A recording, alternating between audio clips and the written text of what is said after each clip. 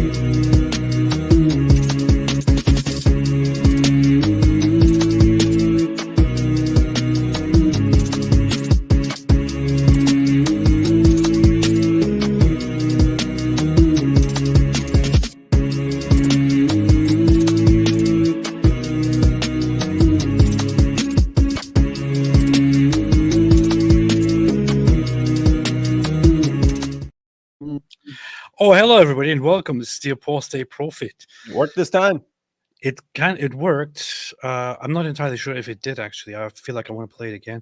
But the funny thing is, I was just checking the replay of the stream, and in the replay, it actually looks totally fine.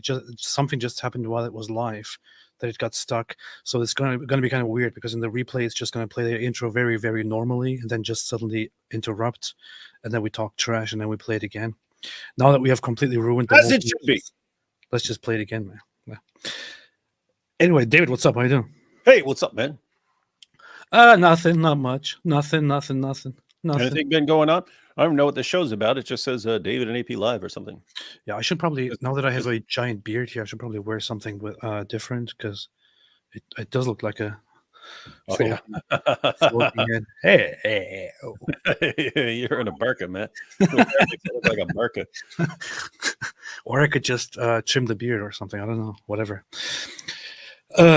Yes. So today's live stream is called David Wood and Apostate Prostate Live. I was still deciding on topics as I was riding into the day. And at some point I was even thinking, you know what? I don't want to do a live stream today.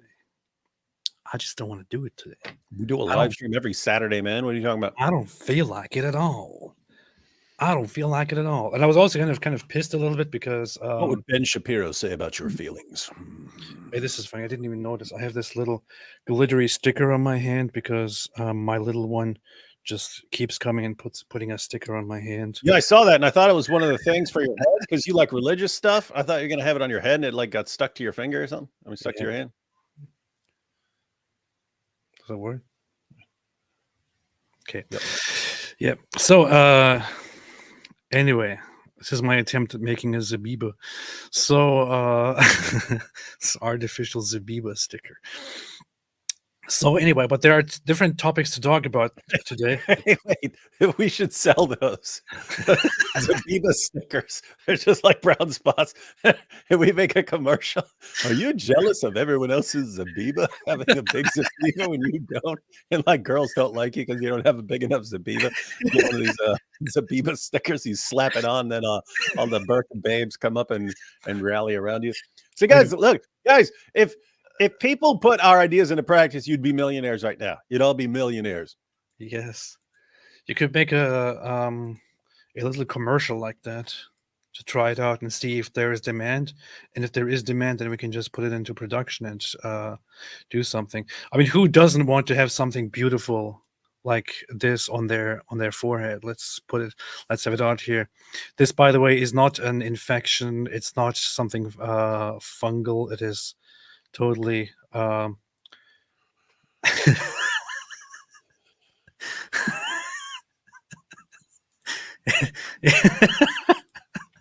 it's totally a beautiful religious. This guy like switch it up in his prayers. Like sometimes he's like, and then like the next one he hits over here. I gotta get this spot right there, and then like he's like, I missed the spot up top. I need something up top, like that.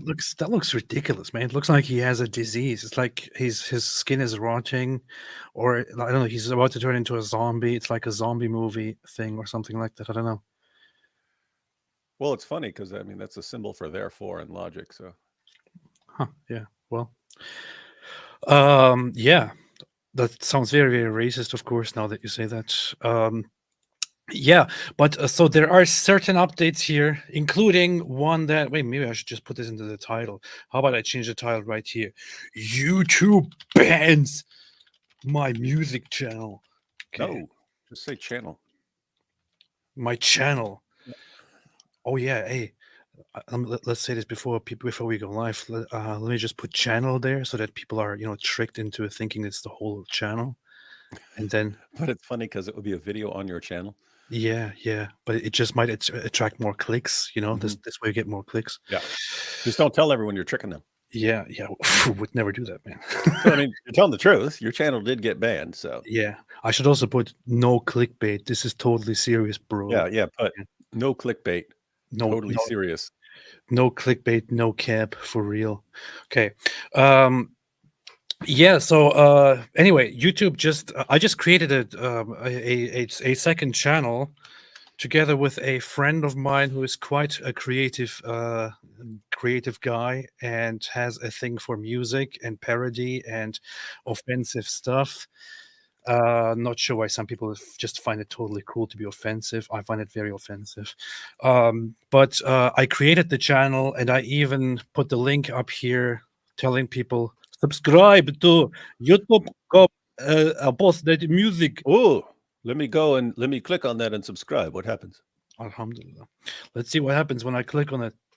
Oh no, this page isn't available. Sorry about that. Try searching for something else. What? Now, why would this happen? Why in the world would this happen?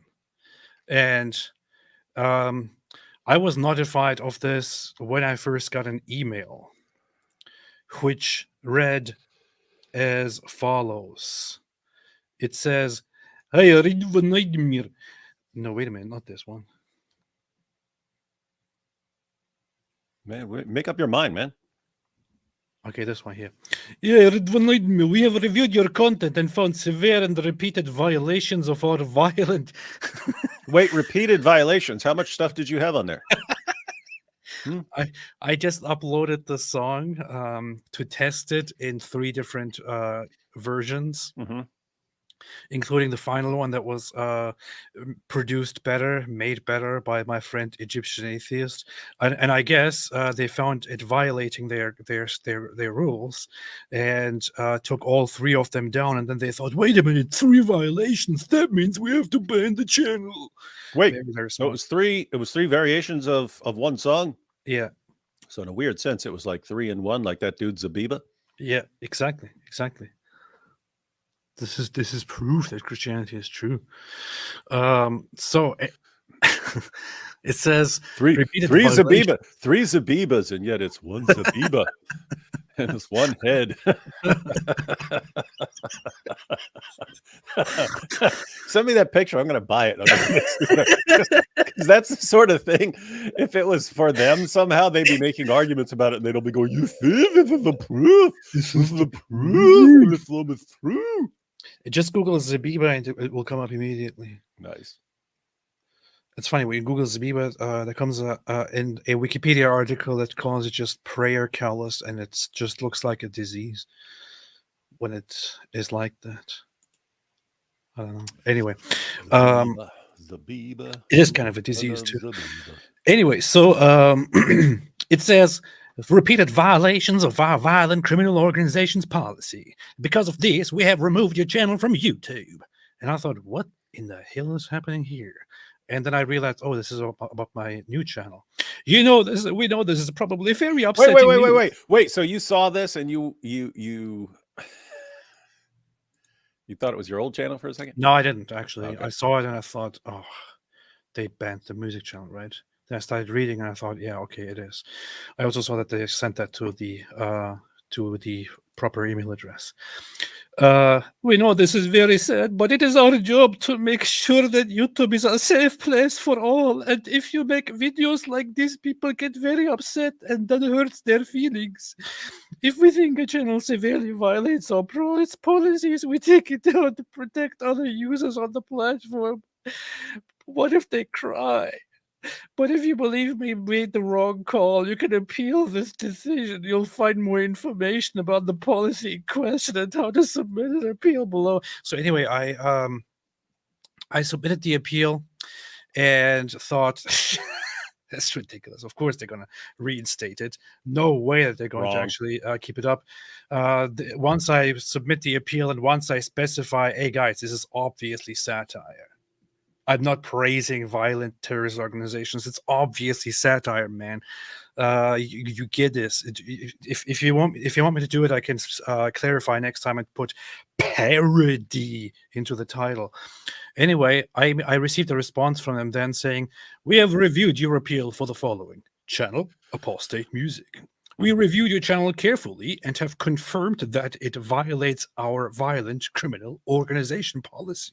We know this is probably disappointing news, but it's our job to make sure that YouTube is a safe place for all. How this affects your channel? We won't be putting your channel back on YouTube.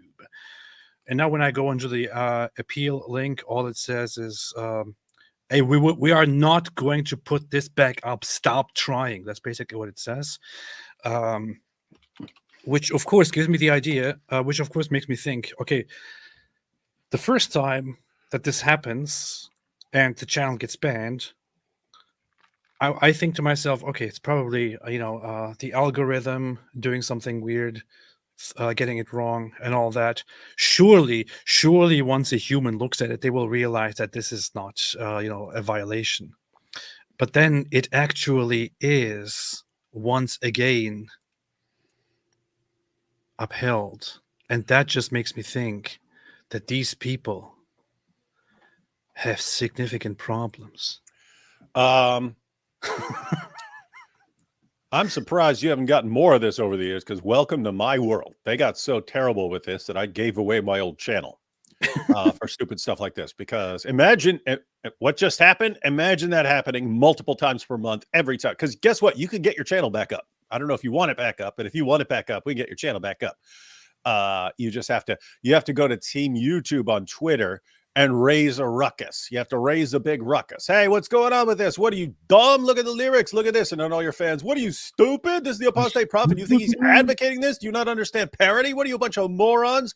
And eventually they'll say, oh, okay, we'll take a look at this. And once Team YouTube says they'll take a look at it, then they usually do a better job, because they actually have people who have heard from your people, and then they go manually review it, and then they put it back up. And then you post the next thing and it happens again. And then you post the next thing and it happens again. And then all of a sudden, everything you post, that happens, and you have to fight to get it back up there. But yeah, that's YouTube. And hey, if you want to get really annoyed, because you're like, what? They say after careful review, what is this?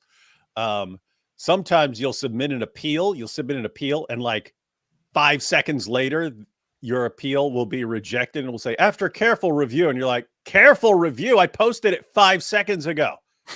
I posted that 5 seconds ago, and you already carefully reviewed it. After careful review, this is what we have concluded. Carefully reviewed this with our team.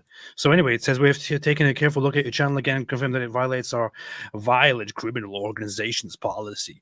Now, the thing with the violent criminal organizations policy is that when you go on it, it describes exactly what it sounds like if you take the content that I posted seriously.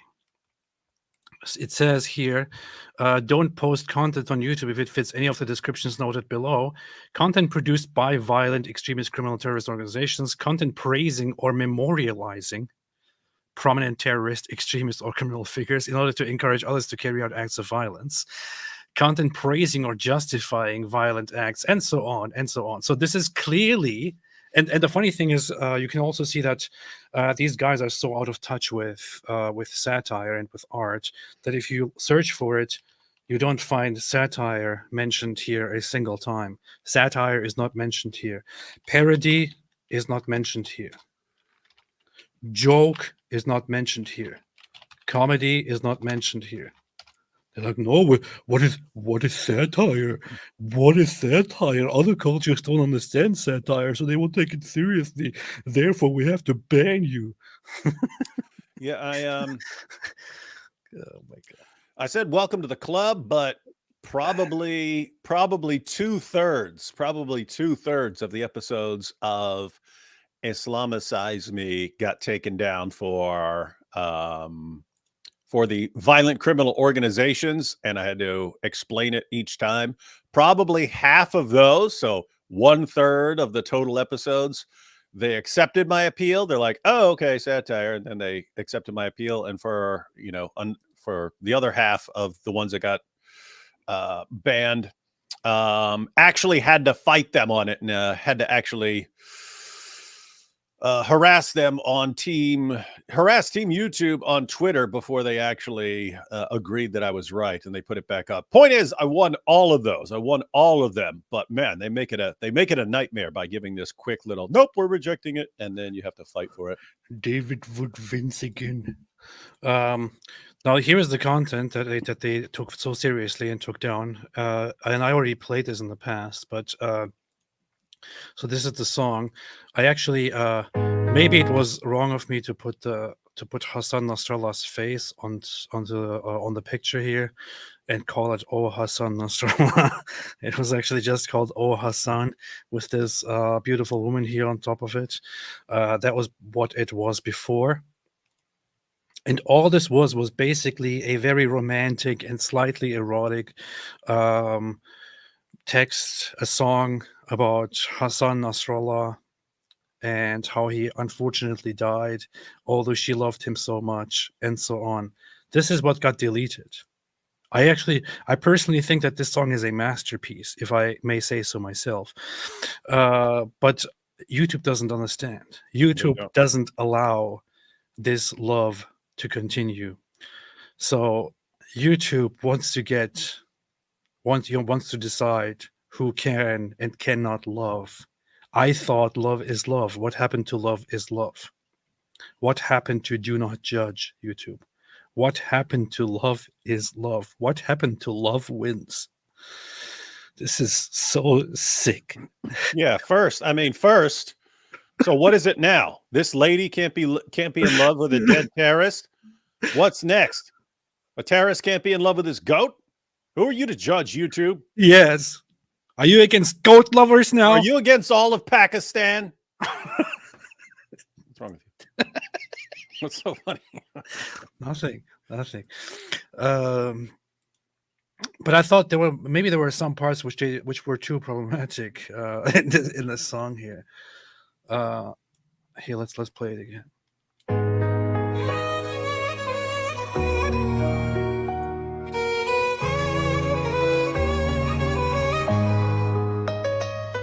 Oh Hassan, my Nasrallah, with your turban so tight, your beard so thick like hummus on bread, how you terrorize hearts, now mine feels so dead. Oh Hassan, my habibi, with Allah as your guide, you launched a war without victory in sight. With thousands of missiles you captured my heart, but then Israel came and tore us apart, literally. Hassan, oh Hassan, you were my sweet flames. You terrorized nations, but I loved you the same. A proxy of tyranny with war in your plans. I miss your explosions, I'm your #1 fan. The street shook beneath you like my heart in your hand. With Hezbollah's chaos, you ruined the land. But oh my dear Hassan, through all of the fights, I loved your bombs in those sleepless nights. Your speech is like poetry with threats that inspire. Whenever you waved your finger, you fed my desire. Now I lay in my bed, dreaming of you, my brute. You left me scorched like your bunker in Beirut. Oh Hassan, with your terrorist flair, you turn Lebanon's beauty into warfare. But your Shia devotion made my heart swoon. As you lit up the sky, I hummed you a tune.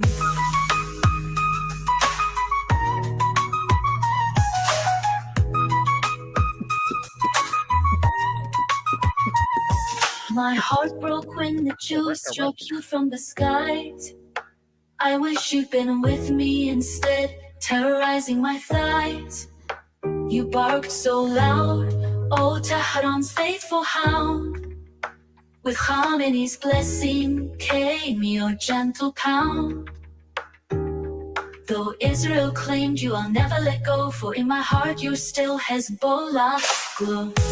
Oh Hassan, my chubby she prince, you fired at the Jews, and I've loved you since. With missiles and bombs, you made the world weep. But now in my dreams, it's your beard that I keep.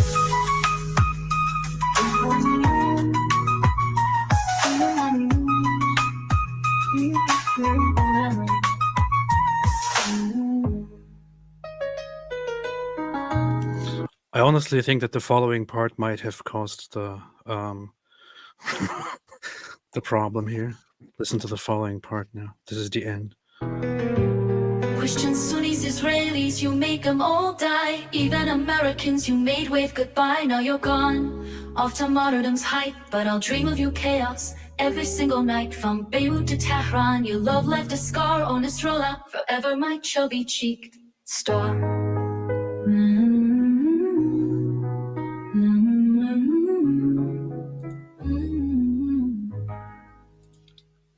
So, what was so bad about this song?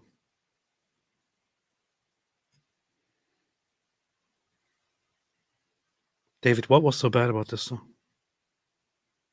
Nothing. It's It literally, it makes me want to cry. yeah, really well done song. Sucks that people can put so much work into such a composition. Make a super dope song, and then YouTube just shatters your music career, like right as it's getting started. Whole new music channel. But here's what actually happens.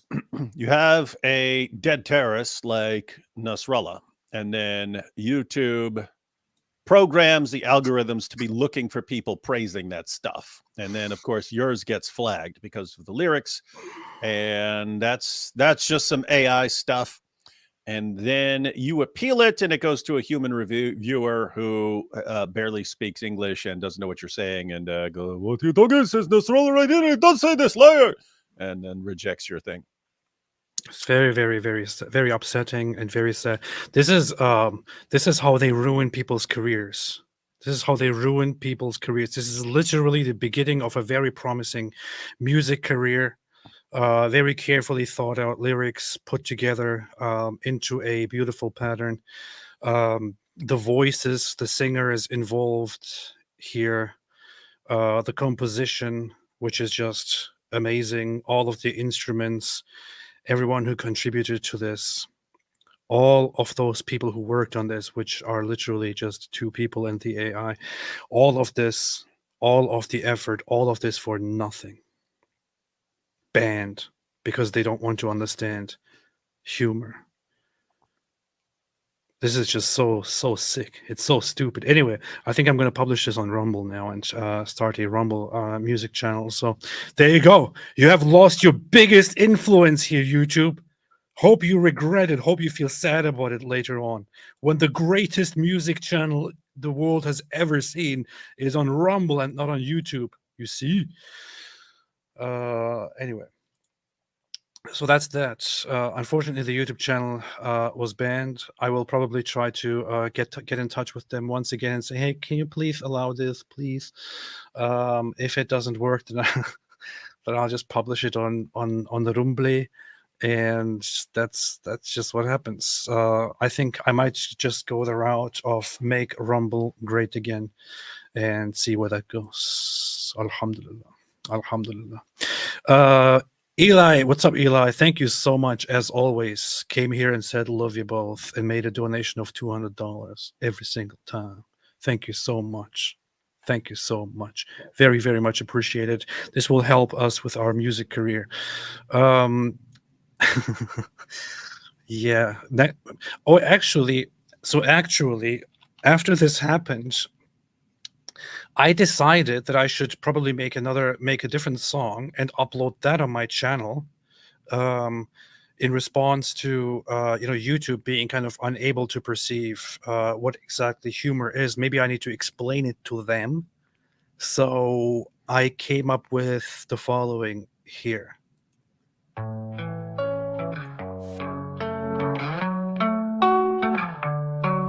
Here in YouTube, we don't understand parodies. We are dumb, our brains are so numb.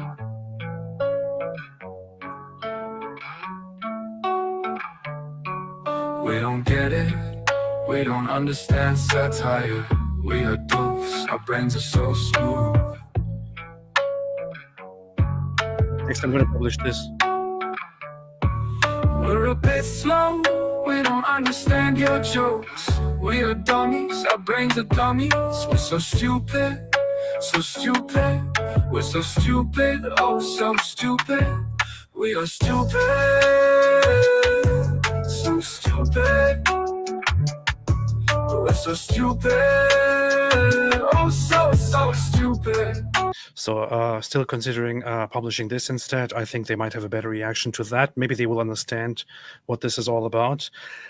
They might also ban this as violent terrorist, violent criminal organization policy. I'm not sure anymore. I don't really know what's going on at YouTube. I don't think that YouTube knows what's going on. So anyway, David, what do you know about this one guy called Loki? One second.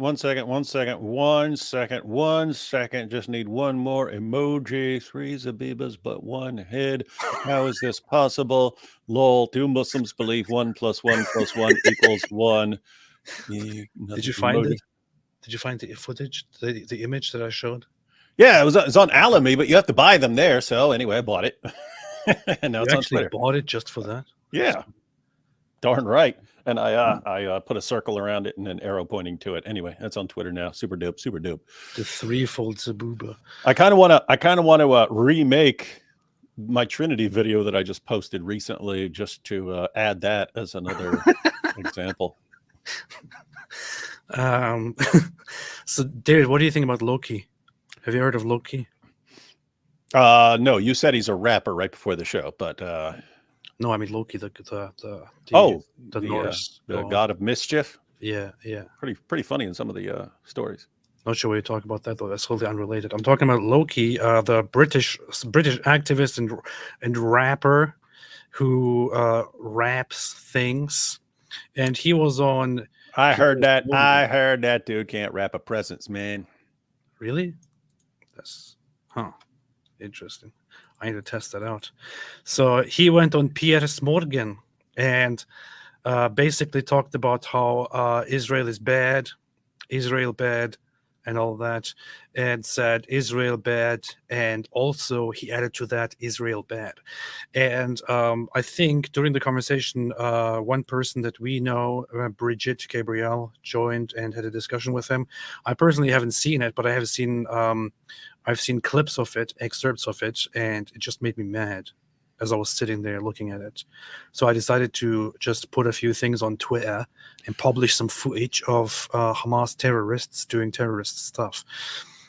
How's this guy show up for a live stream with Piers Morgan dressed like I dress for one of our live streams?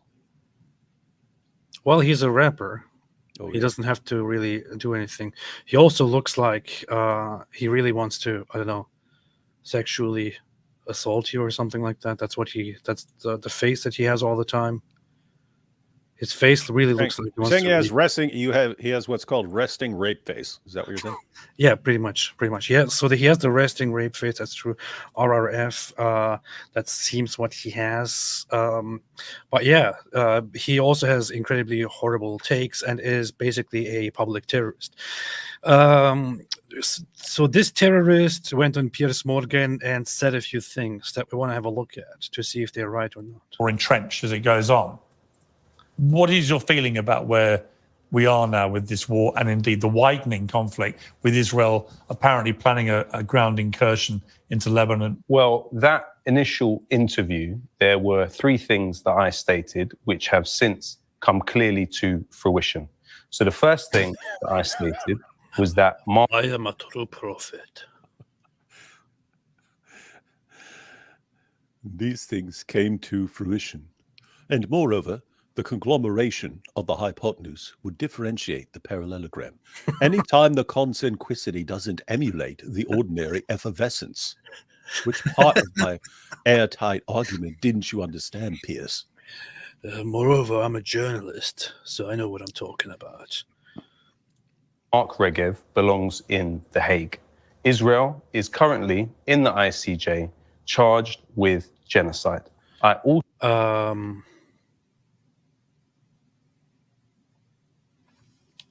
So is currently was that Mark Regev belongs in The Hague. Israel is currently in the ICJ charged with genocide.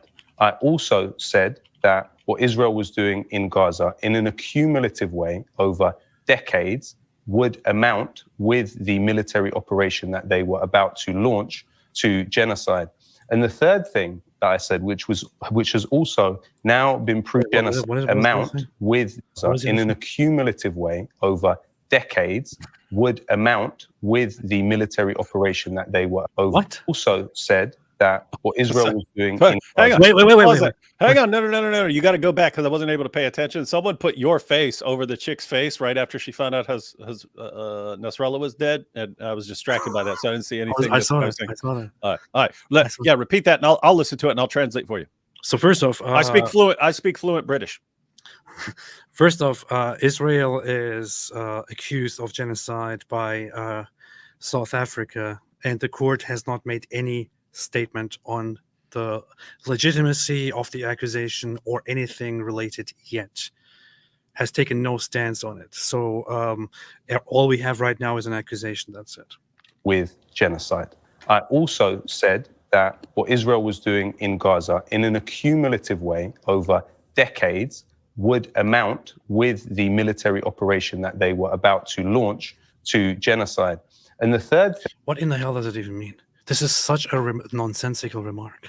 I'm trying to figure out why anyone should care what this dude says at all. He just used so many words to basically say, over time, long time, over decades, end result genocide. That didn't add anything at all to what he is actually asserting here. Nothing at all. On the contrary, it actually discredits the whole case that Israel is currently committing a genocide, because it would mean that Israel has been committing a genocide for decades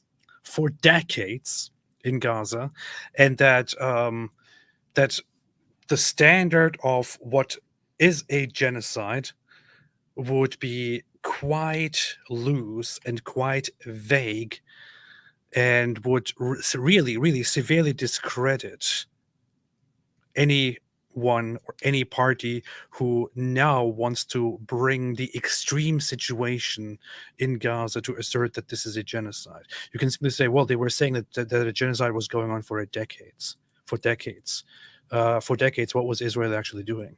Nothing that was amounting to a genocide. But it's just verbal diarrhea, honestly. You got a problem, AP, because Macklemore said the same thing. So, I mean, if two rappers are saying the same thing, what are the odds that two rappers could be wrong? That's who you need on here, Piers, is Macklemore.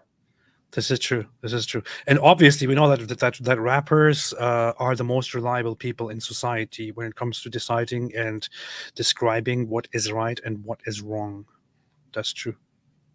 Thing that I said, which has also now been proven to have been the case, is that the Israeli military unfortunately implemented the Hannibal Directive on October 7th.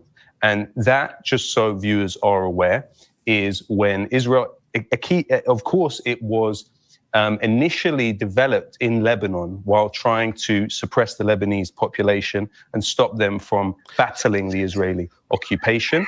And it's whereby Israel takes measures to kill the captives who are Israeli that have been taken by the other side. Now, that happened on October. That is not what the Hannibal Directive is or was. Only one thing about what he just said here is true, which is that there is such a thing called the Hannibal Directive, and that it does involve killing your own for a specific reason. This directive was one that was very briefly implemented and then abolished. And guess what? It has nothing at all to do with civilians. Nothing at all to do with civilians. The Hannibal Directive, you can find the description of it quite easily, was a very exceptional directive which included not civilians. It was would include security personnel, so soldiers, IDF personnel. So if there is a case of terrorists trying to capture and take certain IDF personnel into captivity and use them as hostages, there would arise situations where, unfortunately, a certain step would be taken that could result in the killing of the own personnel in order to avoid a situation where the other side gets the upper hand and tries to negotiate based on hostages. This is basically what the Hannibal Directive was. It is slightly more complicated. It was controversial, wasn't a popular thing, and was abolished. It never ever had any never included putting civilians in danger or killing civilians in any way. And there is no confirmation that Israel ever implemented such a thing for civilians. It never happened. This guy is setting up here the stage to assert that Israel killed their own civilians and that the Hamas probably didn't do much. 7th, and it's since been proven in 3 different cases. It happened, unfortunately, after... It's been denied by Israel, to be clear. It hasn't, though. It's been denied by certain upper echelons of the Israeli political establishment, but there have been key figures within the Air Force that have acknowledged that this has taken place. It's also been revealed by the Al Jazeera investigation, and other places, too, have gone very deep into it. But you wouldn't say that the absolute... He seriously cited Al Jazeera. Seriously cited Al Jazeera. Seriously cited Al Jazeera.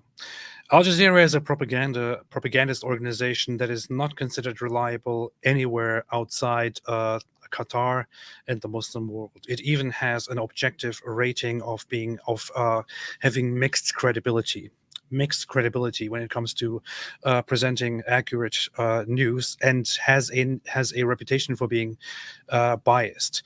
There is one instance where the United Nations had an investigation and actually reported that on October 7, the Israeli military may have endangered and possibly engaged in acts that may have killed several civilians of Israel, so several civilian Israelis. This is only an assumption.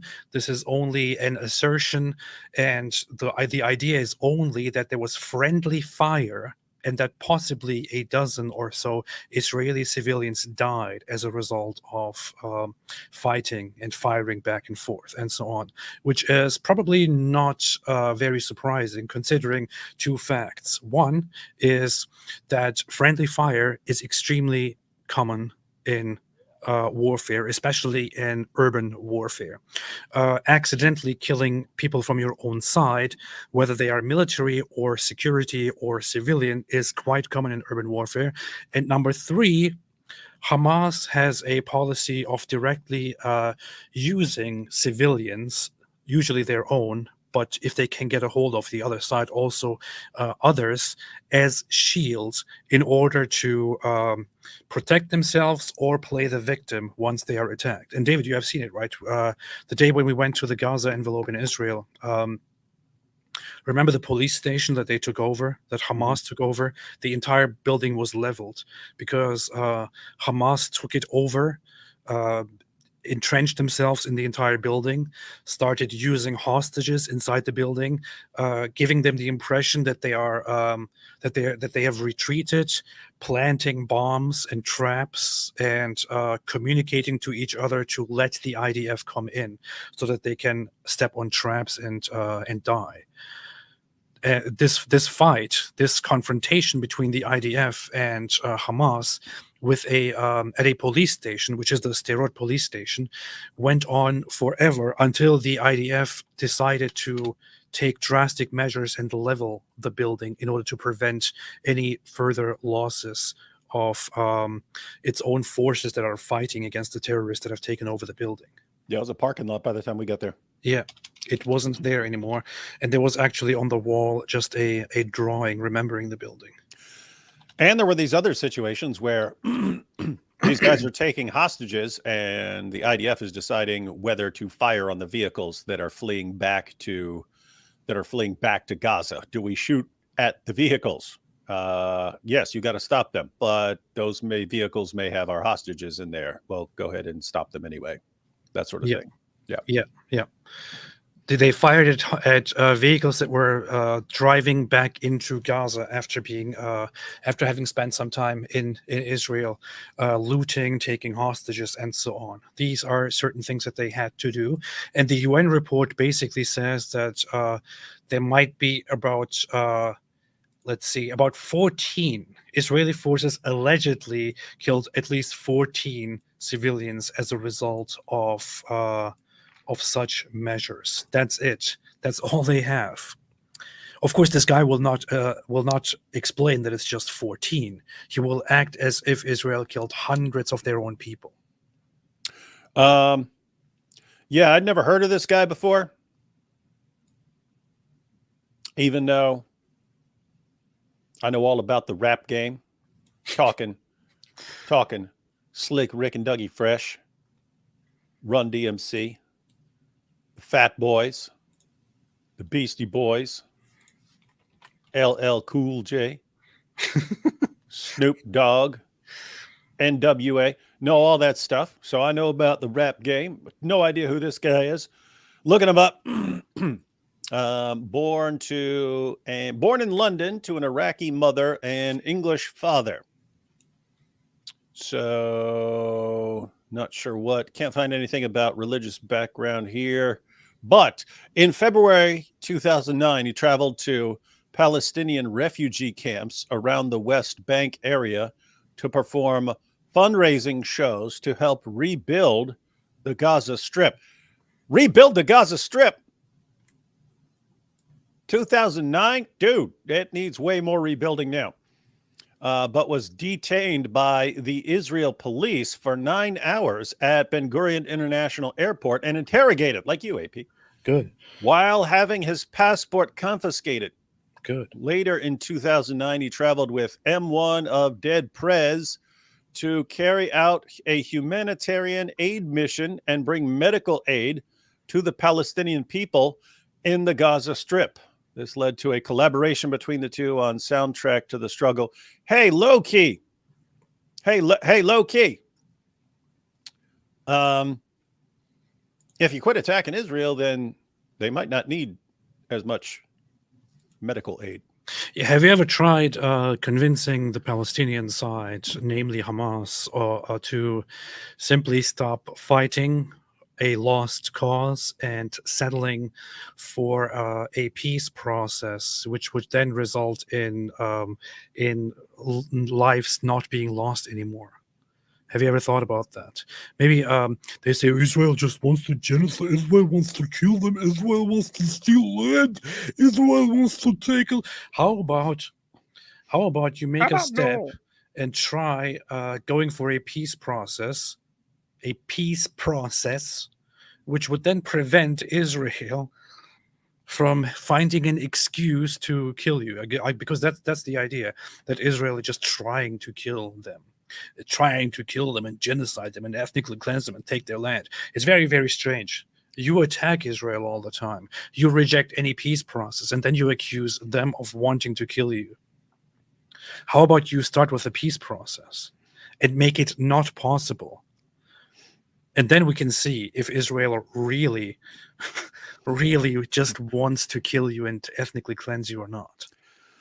And I have to say, I've said it 1,000 times, I'll say it 1,000,000 times more. These are the guys who keep the cycle of violence going. Yes. Right? These are the guys, like Hamas is looking around the world. Like, keep in mind, when Hamas crosses the border, goes over it, under it, through it, and they kill a bunch of people, they know retaliation is coming. And they want the retaliation.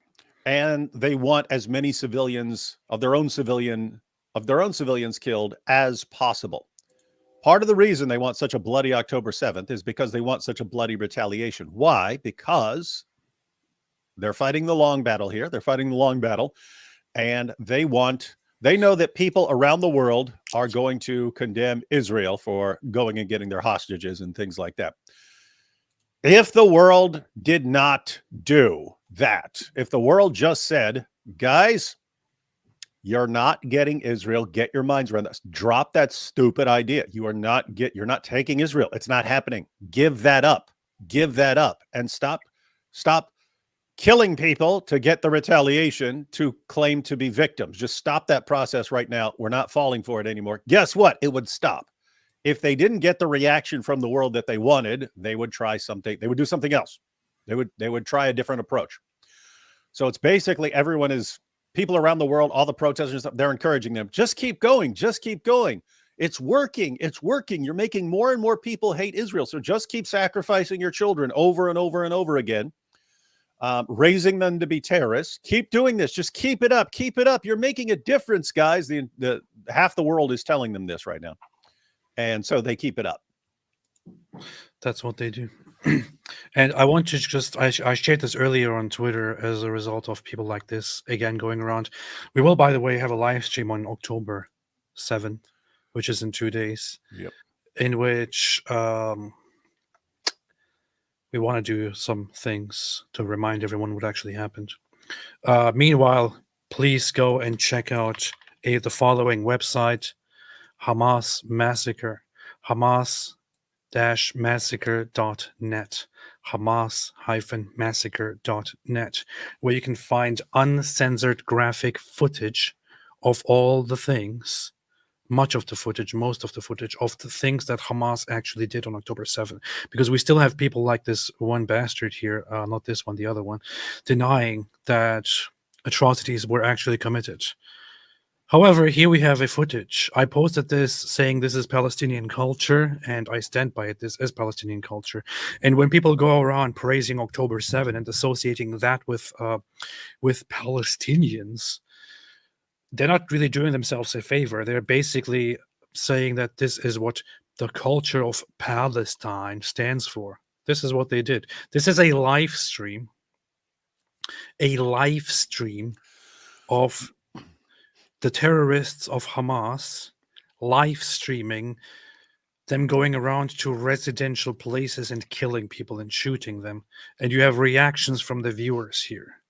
Some of the reactions here in Arabic, you have emojis, laughter emojis, heart emojis, thumbs up emojis. You have people saying, praising them, and so on. Hold up. Are these the videos that Mia Khalifa got in trouble for saying, "Hey guys, could you turn your phones sideways so I Yes. can get a better view of you killing all these Jews?" Yes, Mia Khalifa wanted to see more of this kind of stuff. يا اخوان مجزر يا الله يا الله يا الله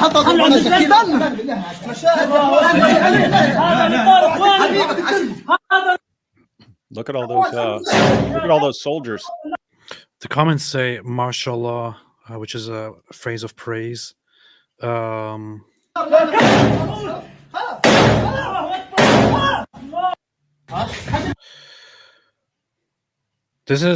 These are civilians. In fact, this is a group of workers, of Thai workers, who are temporarily in Israel. Temporarily in Israel. These are Thai workers who are in Israel. This is Allah be qawikum, which means may Allah give you strength, and so on. These are Thai workers on the ground that they have already killed. There is a bloodbath in there. And this guy goes, they are kicking the dead bodies. They're kicking the dead bodies on camera while the viewers are reacting with Hearts and laughter. Keep in mind, guys, all these hearts and laughter here, all this hearts and laughter emojis, the exact same people are all over social media now going, "It's a genocide. Look what Israel's doing. Look what Israel's doing. It's a genocide." Same exact people who are cheering for just brutal murder. The guy shoots because there is one person on the ground still moving. So he goes in there and shoots at them. And they're still praising them. Laughter emojis, thumbs up emojis, and so on. This is Palestinian culture. Don't be fooled. This is just Palestinian culture. This is what it is. This is the culture of those who are now going around claiming that there is a genocide taking place. Oh, genocide.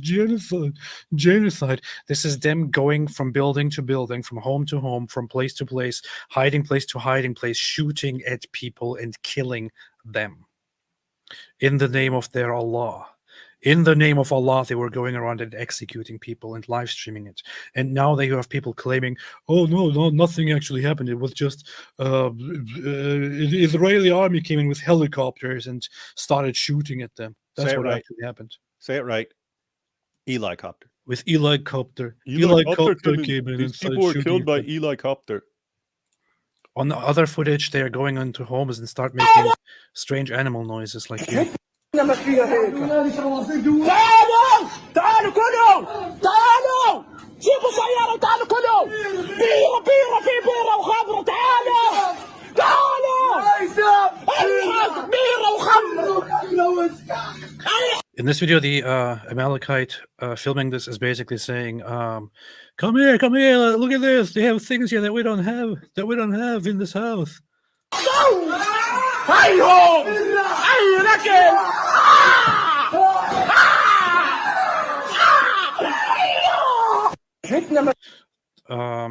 Got to fuel up, got to carb up for the massacre. I don't think that they're making these noises anymore. Probably not. And they did it for a few seconds, and now they're gone. Yeah, these guys would have killed a bunch of people, grabbed a couple of hostages, run back across the border. The Israeli government checks all this footage, says, "Hey, go get these guys and go get the hostages back." And half the world goes, "How dare you? How dare you go hunt these guys down? These poor, innocent men." Innocent people. We're just innocent men. And then you have them going around like this, for example. Here, this is a dash cam footage from a civilian vehicle driving along the road of Reim, close to the music festival place where they killed over 300 people. Oh yeah, we've been there, huh? Yeah. They just shoot into a random civilian vehicle. No, they shoot into an IDF something, I guess. You can tell by now that the person driving it is dead. And now you have it from their perspective. Hey, Gas, stop!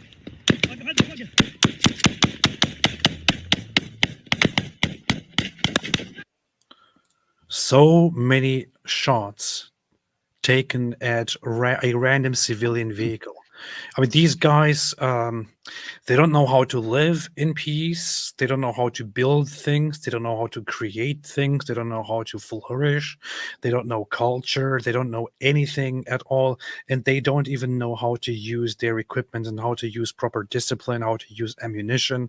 They don't know anything at all because these are savages. These are animals, complete barbarians, shooting so many rounds at a random civilian vehicle, killing the people inside, and then looting them. This is the culture that says, oh, they took our land, they stole our land, we want our land back. It never was yours. You never built anything because you're animals. And then you have you've seen all these activists saying, we just want one state where everyone lives together. We're not even saying exterminate the Jews. We're just saying tear down the fence, tear down the wall, tear down the fence, and everyone just live together as one big community. And this is how, this is what one side wants to do to the other. Yep. And that's going to work out. And here you have one more thing here before we move on.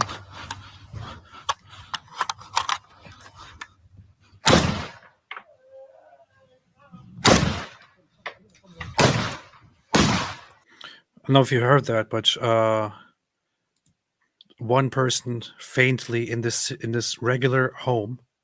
This is a kibbutz, a small civilian community. This guy just they go from house to house. He sees somebody moving in there, and then starts shooting. It turns out it's an elderly man or an elderly woman. Starts shooting. The person just dies, and then he continues to the next home. This is what Hamas did. This is what Palestinians did on October 7th. But yeah, go ahead. Blame it on the IDF. And watch you lose this fight one more time. The vast majority of people killed and wounded on October the 7th were indeed killed and wounded by Hamas. Because apart from anything else, Hamas were boasting about it and filming it as they were doing it. I think actually the majority of people that were killed on October 7th and off the back of the October 7th were the Palestinian fighters that entered into what is considered to be Israel. But we know because they were killed, they were run over by cars, their bodies were dismembered. There's footage that came out of them being killed. You feel sorry for the Hamas terrorists No, who I'm came in? stating objective facts as a journalist. Objective facts. This topic. But what about the And he 12 just said a journalist? murdered? The majority of people killed that day. On that day, 1,200 people were killed. Yeah, but what if 1,100 of those were all Hamas jihadis, AP, who got run over by people whose cars didn't stop fast enough after they were gunned down and murdered? I wish. I wish there were a bunch of jihadis. Unfortunately, on October 7th, they came in and killed 1,200 people in Israel. And mostly civilians killed directly by Hamas, including going into a festival site and shooting everyone there, or shooting at least 300 people there and killing them, which was directly done at their hands.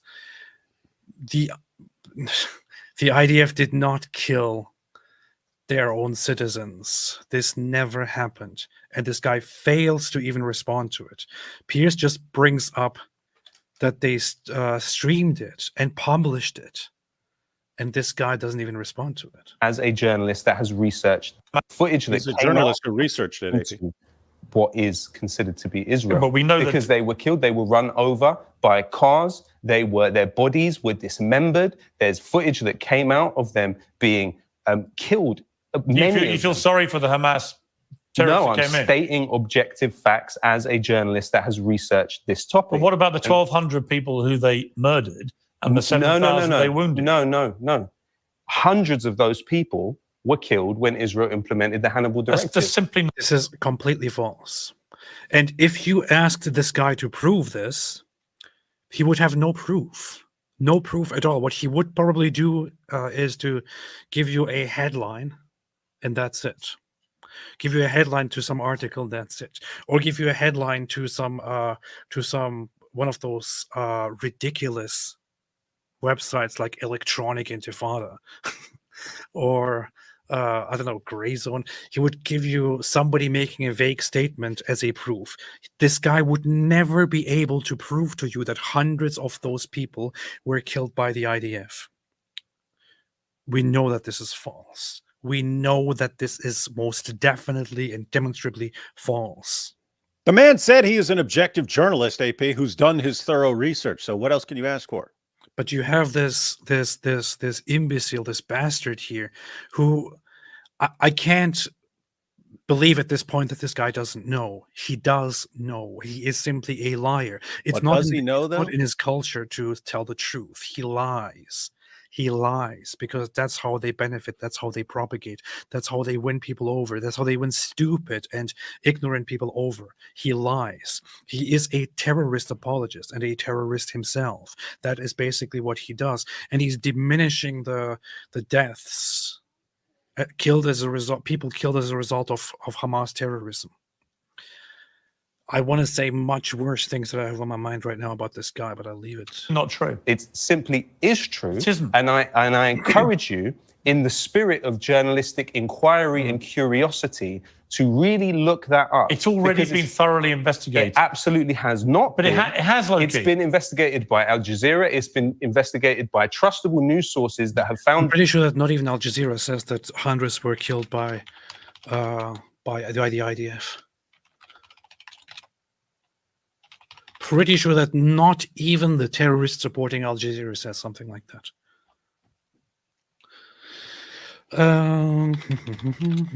Pretty sure that not even the disgusting, sick Al Jazeera has made such a claim.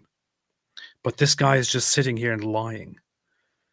And is saying, look it up, look it up. And then you have a bunch of idiots online who will listen to this and be like, oh yeah, see, he's saying look it up. Obviously, he's telling the truth. But Piers is refusing to acknowledge it. Have somebody confront this guy about these lies in real time. Piers, learn how to argue against people who lie. You freaking idiot. This to be the case. No, it's not true that hundreds of people in those named casualty numbers on the Israeli side were killed by Israel. Killed by Israel. No, it's a fact. It's a documented fact. It's a documented fact. And you know what else? Well, okay. The vast majority of those people who died during this war in Gaza were actually killed by Hamas. It's a fact. Look it up. It's a fact. So there are 40,000 people were allegedly killed in Gaza during this war. The majority of those, many of those, were actually killed by Hamas. It's true. Look it up. Look it up. Look it up. Else, if you were to study those it's a fact. Cars which were put forth as evidence that Hamas had killed those people fleeing the Nova Festival, the order came directly from the Israeli Air Force. This is a mass Hannibal. This is a dead zone. No cars will pass. Did you watch the documentary? Did you watch the documentary last week on BBC Two? No. About the music. You literally see Hamas fighters. So this guy is supposedly a journalist, and he does not watch a significant documentary directly documenting how Hamas went in and killed the people, the civilians, during the music festival. This is not a controversial topic. It is fact. Anyone who claims otherwise is a terrorist supporting piece of filth. Who should be called so. This guy is a terrorist supporter on the Nova Music Festival. Look, Piers, I don't watch this propaganda. I get all my information from Al Jazeera. Yeah.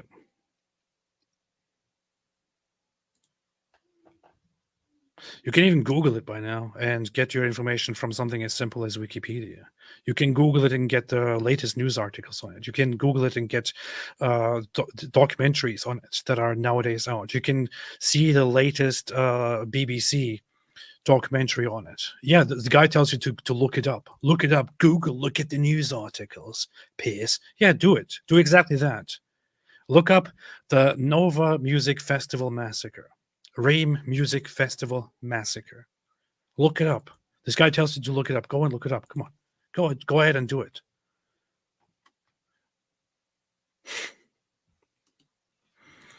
With their GoPros, going from car to car, murdering people. That happened.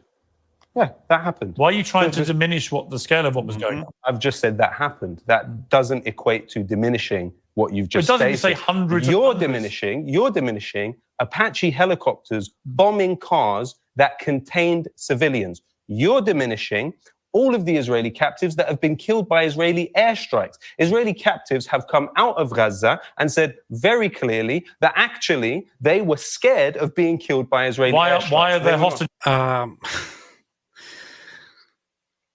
Certain hostages came out and said that they were scared the entire time that they would be killed by airstrikes and other things.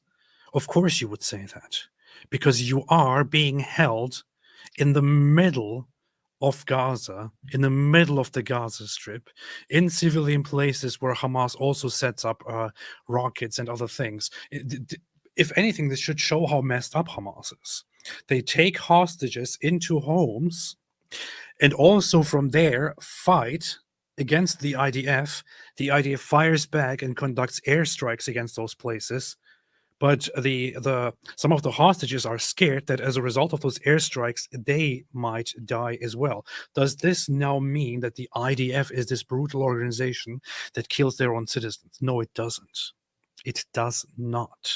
It means that Hamas does whatever they can to be as careless as possible or as careful as possible to use both their own civilian population and the other side's population as human shields when they fight against Israel. And none of this ever says that that hundreds of people were killed by the IDF themselves. Hostages at all.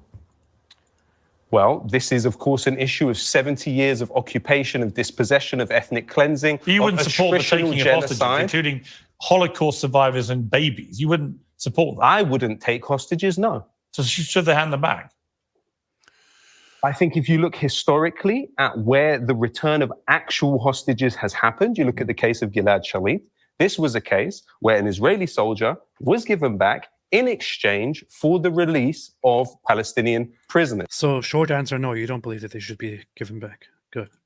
What you've actually seen in this case is a massive increase of Palestinian prisoners who are being tortured. There's been examples of rape within Israeli military camps. The rapists have come out and become celebrities within Israeli society. That never happened. There was one footage going around of Talking about where the dude was hiding something in his butt and they went and got it. allegedly, yeah. The look, you can look up the video. You can look up the footage. It's not graphic footage because you don't see people raping somebody in the footage. It's not graphic footage because you cannot actually see people raping somebody in the footage. They make it look like, oh, there's the footage. It's been proven the Israelis, they were raping somebody in the detention camp. Look it up and find it. It's not on any graphic platform because it is not graphic footage. All it is certain reserve soldiers in the IDF at a detention center taking a Hamas terrorist, a Hamas operative, behind a hiding, behind a spot that is out of the view of the other people detained. Because they're raping him. And covering him up. And supposedly what happens there is not rape or gang rape, by the way. What happens there is that allegedly they put something up his butt. Or they take something out of his butt. Or they torture him with something that was up his butt or something like that. And then the allegations are around that that he deliberately stuck something up there and was hiding it. Or that they were searching him and in the process were torturing him, or that they did indeed do such a thing to a terrorist. And no, these people are not seen as celebrities and celebrated. Some people didn't want random reservists of the IDF to be questioned as if they were criminals, which is why they protested for their release. That's all that happened. That's what he's talking about when he says they were celebrated as celebrities. That's all he's talking about. And yeah, if such a thing took place where they actually took where they actually took a terrorist and put something up his butt completely without any reason at all, without any provocation or any reason, and just did that for fun, for sport, were torturing him, for which, by the way, there is no evidence at all. I would say, yeah, that's not something that I would endorse. That's not something I would endorse, and something that shouldn't be done. That's Yeah, it. I would not endorse something like that. At the same time, I would also not. I feel wouldn't lose a whole lot of sleep over like, because keep in mind, I mean, I don't know who did what. I mean, if you get a bunch of amped up guys, I'm saying this because I'm sure some things along these lines happen in all kinds of wars. In other words, let's suppose you're talking about the Iraqi war, and group of U.S. soldiers catch a guy who put a mine there that blew up a bunch of their fellow guys. I'm guessing there are times when they just really, really do some messed up stuff to someone. I'm sure that sort of thing happens. Do I believe it should happen? No. Am I going to cry myself asleep over it? No, not either. You can also find that the only sources that report this as rape footage are always the usual suspects. Electronic Intifada, Mondowise, The Intercept, and so on. These Al Jazeera at some point quotes such a thing. No other legitimate source actually says such a thing. And by the way, it's the Israeli media itself that actually released the footage that I'm talking about, which by no means is graphic, and which definitely also does not show any act of rape. That seems to be an ongoing theme among the people in Low Key's camp. Is anytime some sort of accusation is raised against the IDF or Israel, give everything the worst possible interpretation and act like it is 100% indisputable. And anytime you have information about something that Hamas did, then give it the best possible, most favorable possible interpretation and scream that there's no evidence. And that's, you can do that, but dude, stop saying that what you're doing is objective journalism. Mm-hmm. I'm not sure if I should actually put the footage up here, because I said it is not graphic. All you see is a bunch of guys going behind shields or something, right? A bunch of guys going behind the shield, and then it seems searching somebody. And the headlines about it are then alleged sexual abuse, even when the footage is out here. All you have is this. This is the footage that they're talking about. The supposed some presented this as footage of gang rape. This is the footage that you can just see them taking this guy from the ground to a place hidden behind shields, and then one guy is seemingly searching him or doing something else. That's it. This is it. This is the footage which they say proves and shows them raping detainees. That's it. And so what we would say is the actual evidence that is available is consistent with any number of things happening, right? Yeah. Could someone, if you have a bunch of shields up and you can't see what's going on back there, could they be raping him? Yep, that would be a possibility. Could they be telling him jokes? Yes. Could they be tickling him? Yes. Could they be searching him for things? Could they be torturing him? Yeah, they could be doing that. Could be all kinds of things. What would be the interpretation of someone like Loki? Yes, they are behind there gang raping him. It's very clear. What else could they possibly be doing? Especially in the presence of a search dog here. See? Yeah. I would say, I don't know. I have no idea whether they're torturing. I have no idea what, but you can't. That's what I mean. If I have no idea, you can't say this is what was happening behind those shields. Also with their clothes on, as somebody pointed out. That's because obviously IDF soldiers have special clothes with which they can directly unpack their things. They have little rape patch. Yeah, apparently. You could probably get that as a Quick, response. they have from quick all of these release. people. Quick release for raping captives. So you have a search dog there, and you have them taking to behind a shield, and then seemingly searching him. That's it. That's all this is. That's all this is. This is the footage that they will call clear footage of them raping somebody. That's it. That's it. I'm serious. 68% of the Israeli population say they oppose the prosecuting of people that have been implicated in rape within the dungeon system. And if you really look at it, Israel Whoa. He said, hey, is he saying,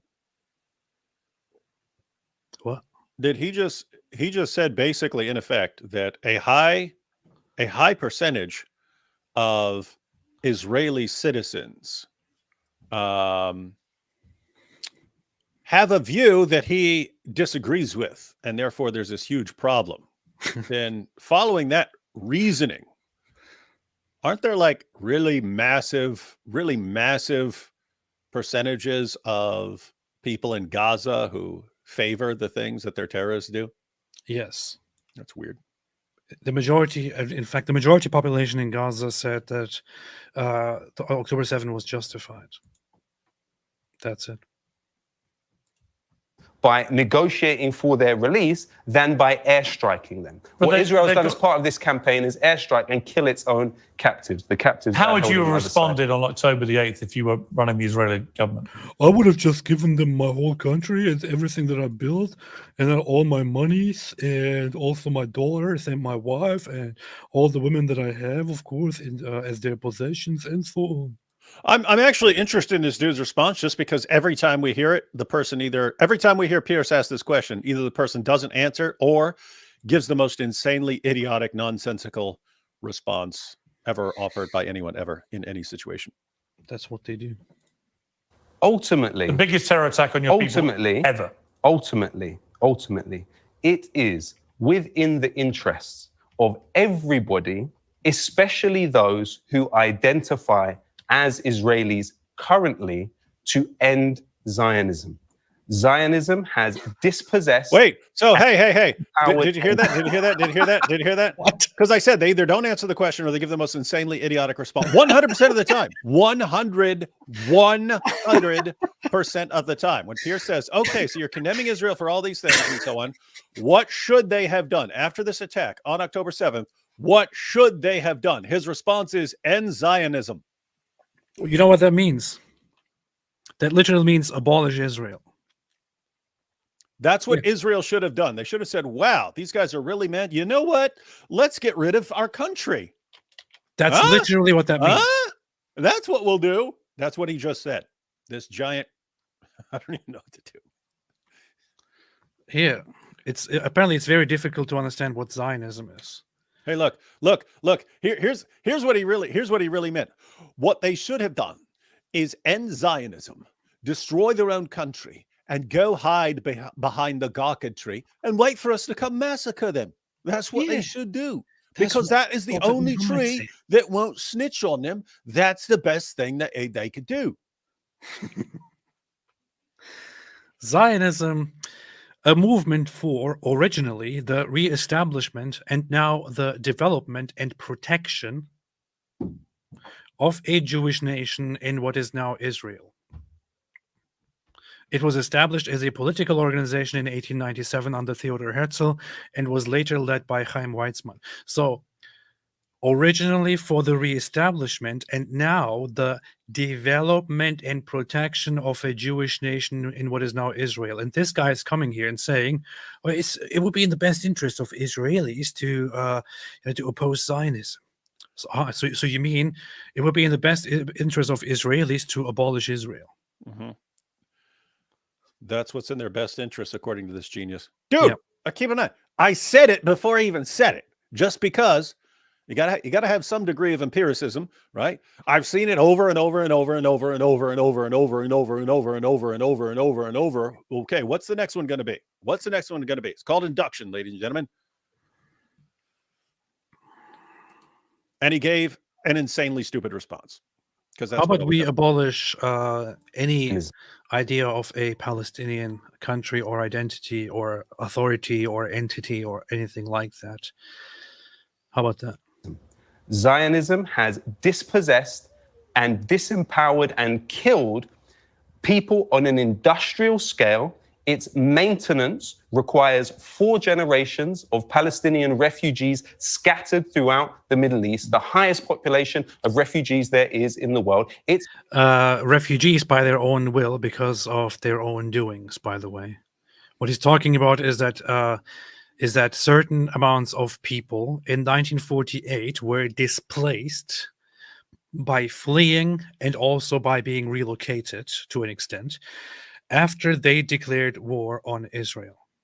So basically, and this is also what the Nakba is about. The Nakba, which is the term that they use for the great catastrophe of the Arab population being removed from the place.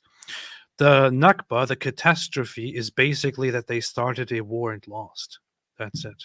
That's the entire reason they see it as a catastrophe. That's the entire reason they identify as refugees. That's the entire reason why they believe, oh, we need to go, we need to be accepted back into the land. No, you don't. No, you don't. Imagine an entire population opposes your entire existence, attacks you, wants to eradicate you. Then they lose. And then they say, hey, now that the war is over and we lost, can we just come back and live in those places? Yeah, sure, bro. Sure. I'm sure any reasonable population or nation in the world would totally agree to that and say, yeah, sure, whatever. Yeah, whatever, man. I know you wanted to kill us all. I know you wanted us destroyed, but sure, come and live here. Come and live here, man. Maintenance requires the constant repression of Palestinian hopes for a better eradication of Jews and Israel world, which I think is without Jews, because a better world can only be achieved without the existence of Jews, in my point of view. That's what he should be saying here. Completely wrong. So I believe all Palestinian people should have exactly the same. Piers, you are stupid. You should first ask a very crucial question here and ask him to define exactly what Zionism is. Same rights as you and I and every Israeli. And that requires the end of Zionism. So therefore you support the end of Zionism. Well, I don't agree with what has clearly been a form of occupation, okay? But putting that to one side, I also don't agree with Hamas, Hezbollah, and the Houthis, funded by Iran, armed by Iran, launching wave after wave after years and decades of terror attacks on Israel. Do they have air forces? Do they have? Let me ask you a question. Let me ask you a question. Let me ask some questions. Do they have air forces and air defenses? Let me ask. Do they have air forces and air defenses? So it sounds like you're defending. Why would they? Why should they? What kind of a question? And what's it got to do with anything? Why would they have that? Why should they have that? Are you insane? Why would anybody allow them to have that? Defending what they do. No, I'm saying there is a complete difference between one of the most powerful armies in the world, which has literally... Thank you. I'm glad that he acknowledges that Israel has one of the most powerful armies in the world. Yeah, so Israel's strong. You see? Strong, very strong, you little weakling. Well, obviously, the other side is strong, and we are weaklings, and, the other side, they're chads, and we are not. We are cringe. They're based. You should explain this more in contemporary words. You should say It is totally based. Yeah, see.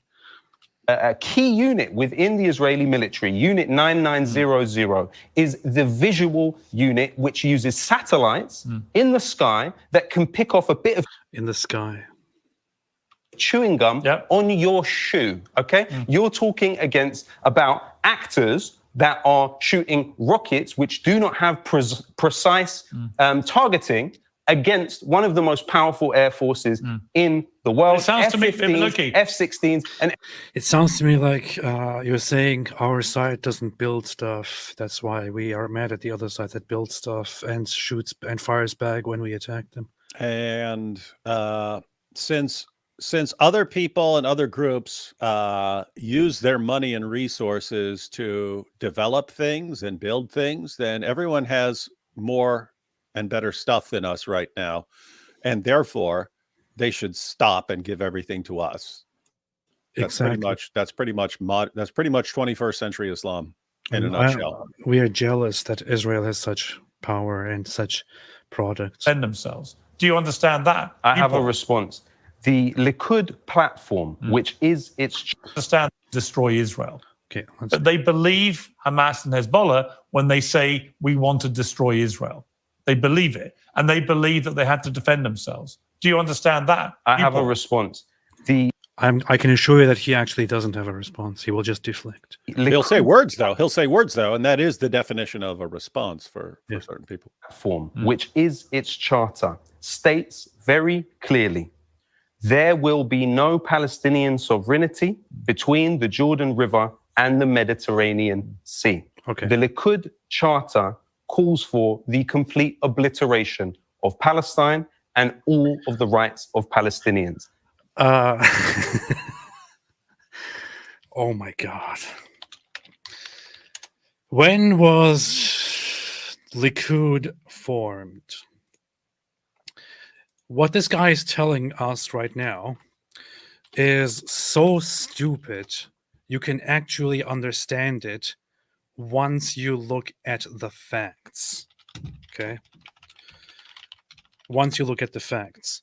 When was Likud formed? Likud came into existence. So the Likud is the governing party, which is what Benjamin Netanyahu is part of and which he leads. The party came into existence in 1973, and they had an original party platform, which they wrote in 1977. At that time, which was the original party platform, which is not a universally applicable party platform anymore. It simply was the proposed idea of this party in the 70s.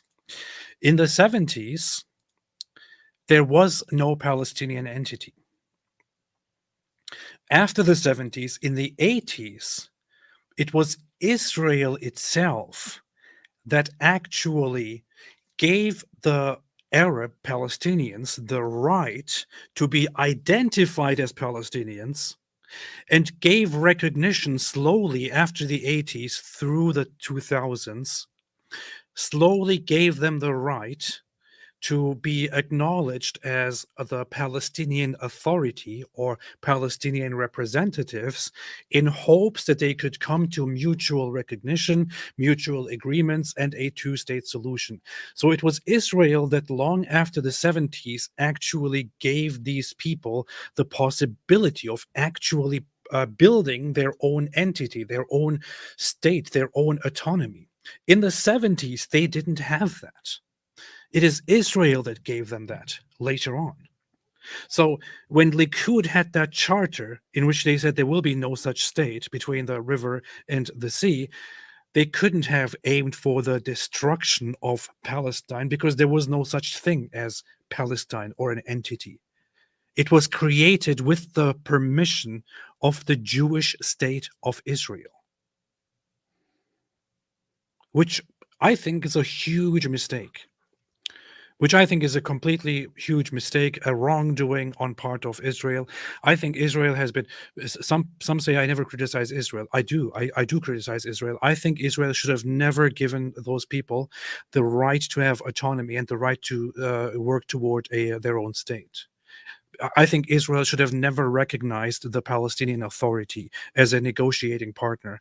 I think Israel should have never given anyone the chance to have autonomy in this region at all. I think they should have followed exactly what Likud believed in the 1970s. But clearly this guy here is lying to everyone, or he doesn't know this stuff.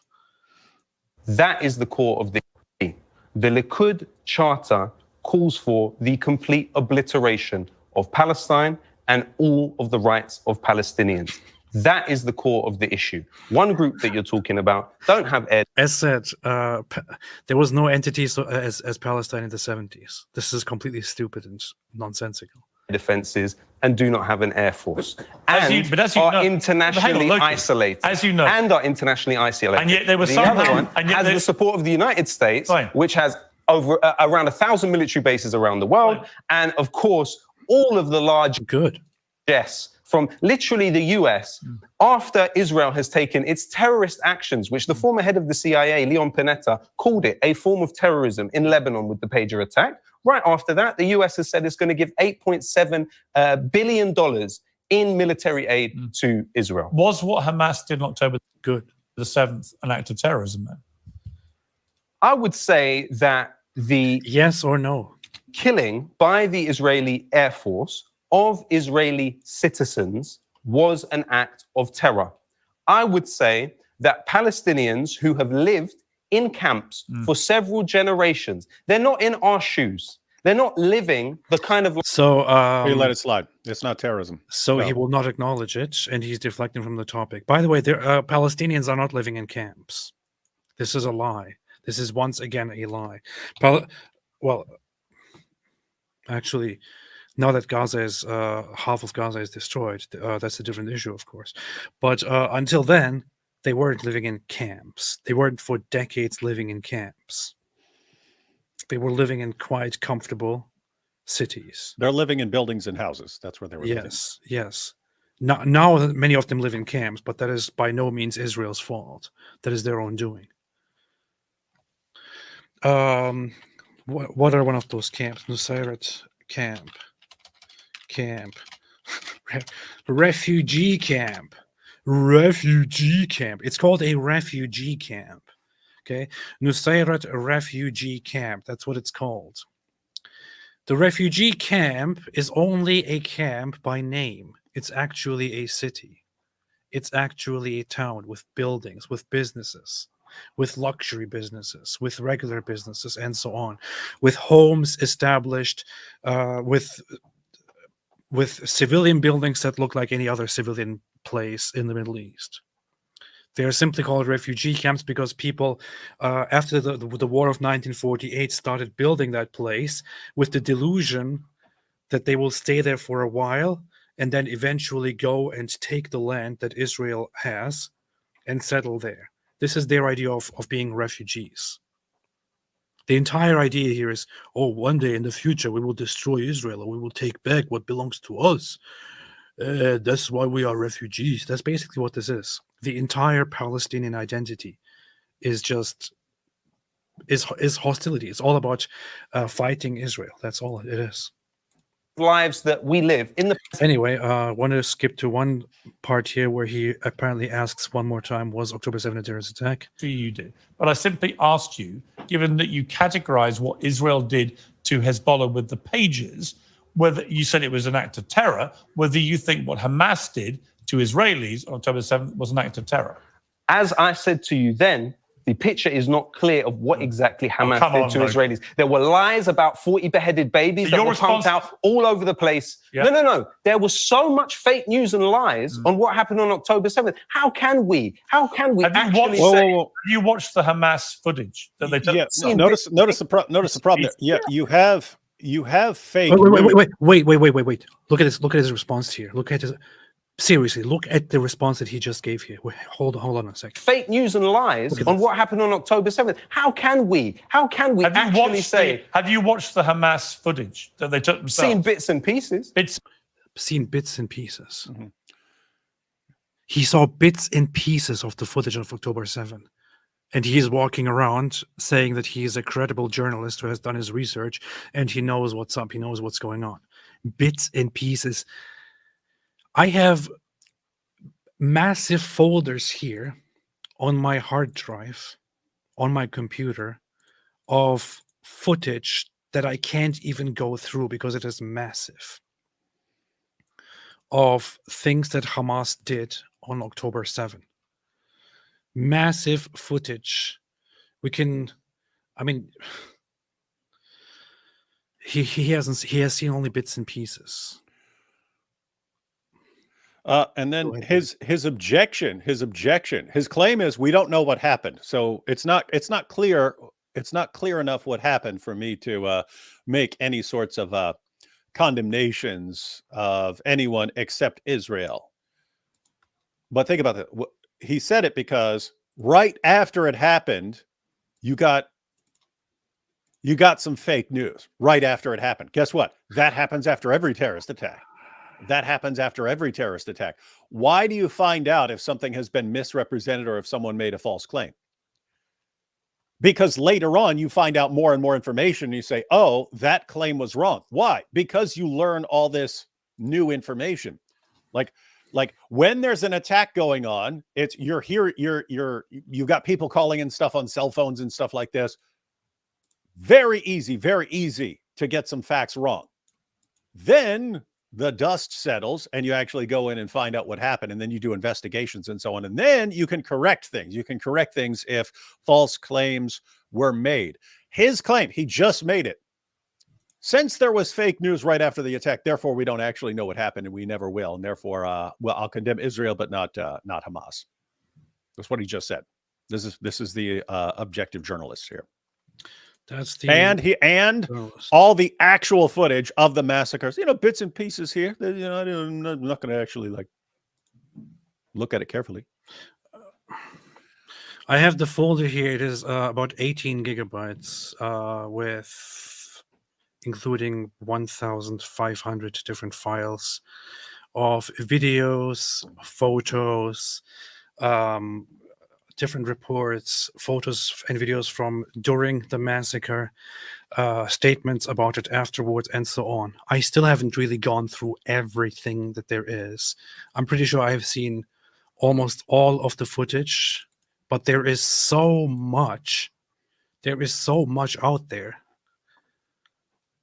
I don't know if I've actually gone through every single thing and paid attention to every single thing. It just darkens your heart when you look at it for a while and go through the whole thing. This guy has seen bits and pieces of it, of what his heroes did on that day. Bits and pieces? Yeah. Literally bits and pieces of people's bodies? No. No?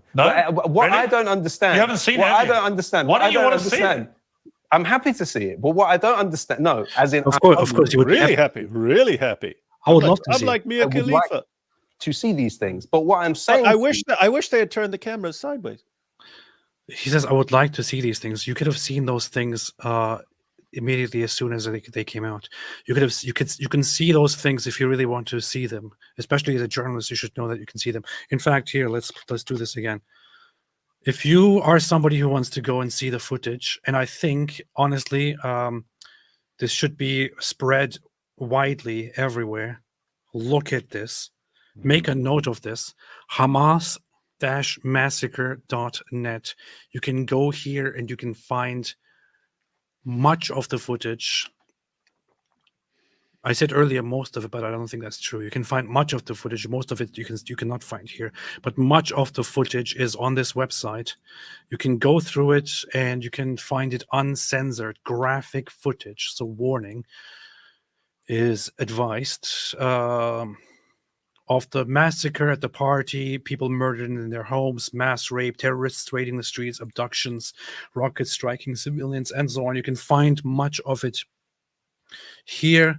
And if you want to find things that nobody has seen yet, you can search for it and can find them on Telegram channels and other websites that share some graphic stuff. None of this is pleasant, but there are people like this terrorist here who still act like this stuff didn't happen, and who he sits there and as a journalist, self-proclaimed journalist, says, "Oh, bits and pieces. I haven't really seen it. I would like to see it." Look at the things that happened on this day. Go on Hamas-massacre.net. Look at the website. Look through it. Be a witness to it, because they are spreading lies. So many of them are still acting as if none of this happened. I'm still of the opinion that this should be played on public squares and everywhere. People should be subjected to looking at this with all the lies that are being spread nowadays. They're acting like people were acting at the beginnings of the Holocaust. That you are seeming... Shut the hell up, man. of that social So imbalance. you would categorize what they've been doing as resistance, not terrorism? They are resistance groups, as the vast majority. They're resisting becoming humans. I mean, if you're going to define it that way, then Israel is a resistance group against resisting their own extermination. Yeah. Also, there was a guy several years ago who went to shoot up a mosque in New Zealand, the Christchurch Mosque Massacre. He also defined it as resistance. Yeah, he also defined it as resistance. He said that he simply has no choice left but to resist this system of this forcible replacement of his own people, white people in Western nations, which is why he has to go and kill a bunch of people to attract attention to the issue. This is how he justified it. We condemned it. But by this guy's logic, all of that is also resistance. So maybe there shouldn't be a problem with also acknowledging that this act of the Christchurch mosque shooting in 2019 in New Zealand was also just an act of resistance. He had to do it. In the sense in which these guys will just say, "Oh, it's resistance," guys. Lots of really awful massacres can just be described as resistance. I mean, Hitler could have described everything he was doing as resistance if he wanted to. Pick any horrible attack ever. You can. The people who are doing it can say, "We're just resisting this." Pretty easy to do, actually. I'm pretty sure that Hitler did actually use the language of referring to fighting the international Jewry, international Jewishness as resistance against their oppression of Europeans and Germany. I'm pretty sure that he actually did that. So this is an interesting point to bring up.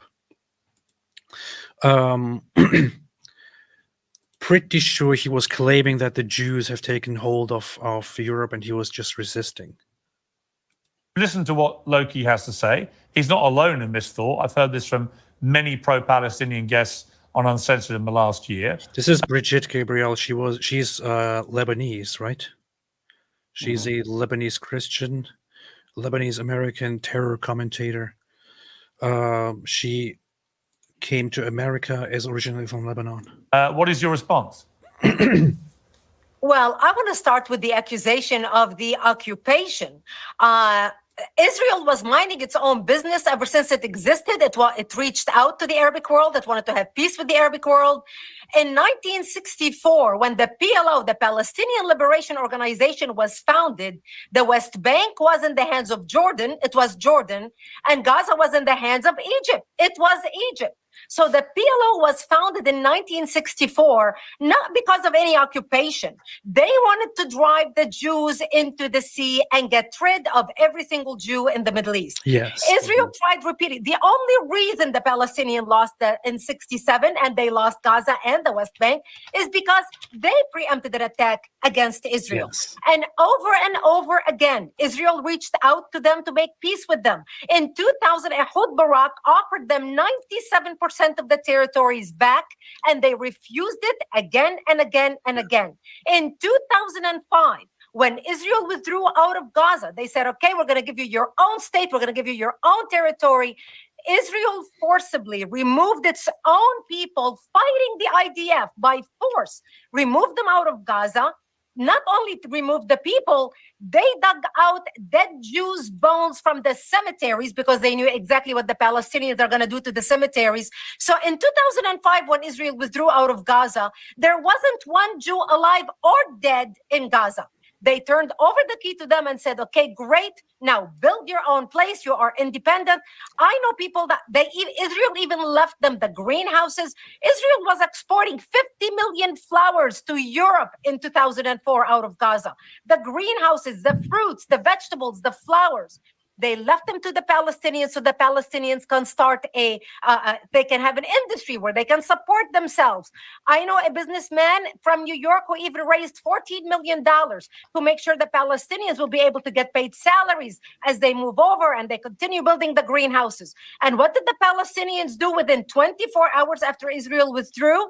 Not only they destroyed every single Jewish synagogue in the area, they destroyed the greenhouses, ripped out the pipe, and even stole the copper out of the pipe. And then, and what did they do with the pipes, by the way? They used them for rockets. yeah. They had an election. So in their first election, the first woman elected to the cabinet of Hamas was a woman by the name Nidal, the mother of al-Muqawama, they called her, the mother of the resistance. And she ran on the platform, I killed 3 of my sons, because she had videos of her sons, she dressing them in suicide bombers to go kill Israelis. She said, I already gave up 3 for the cause. I have another 7 to give. That's why she was elected. So that's a democratic election for Hamas. Israel did not put the Palestinians in a prison in Gaza. Hamas put the Palestinians in a prison in Gaza. Gaza could have been turned into Singapore. They had the money. They had more money pouring into the Palestinian territories, and still do, from all over the world. And what did they do with it? Build a tunnel of... At this point, Loki is probably thinking, I'm not sure how I'm going to respond to all of the things that she's saying. I think, what should I say? Should I just say occupation bad? Occupation bad? Should I say decades of genocide? Should I say Zionism? Zionism bad? Zionism racism? Is that what I should be saying? What should I be saying? I don't know. Zionism is bad. I think that's what I'm going to say. Structure underneath bigger than the subway system in New York, instead of helping their people. So those who scream about the occupation, the Palestinians have brought this on themselves again and again and again. Wow.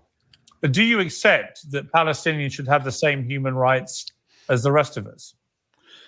Absolutely. All humans are equal in the eyes of God. How can they do that? Okay, but here's the thing, but when it comes to this issue of occupation, I was very struck at the start of the response to October the 7th, that very quickly Israel was able to turn on or off the tap of energy, the tap of water, the food supply, etc. That is only achievable if you are effectively occupying another country. Otherwise, etc. That's actually achievable if you give this population stuff for free all the time, and now you say, you know what, we're going to cut it off, and we're going to come in there. That's when it's possible, Piers. That's when it's possible. Couple important points there that she made that you don't want people to miss there. For all these people saying, "Oh, but of course, the Palestinians are fighting because of what Israel is doing in Gaza and the West Bank." Wait a minute. When the PLO was formed, Israel wasn't doing anything in Gaza and the West Bank. Yep.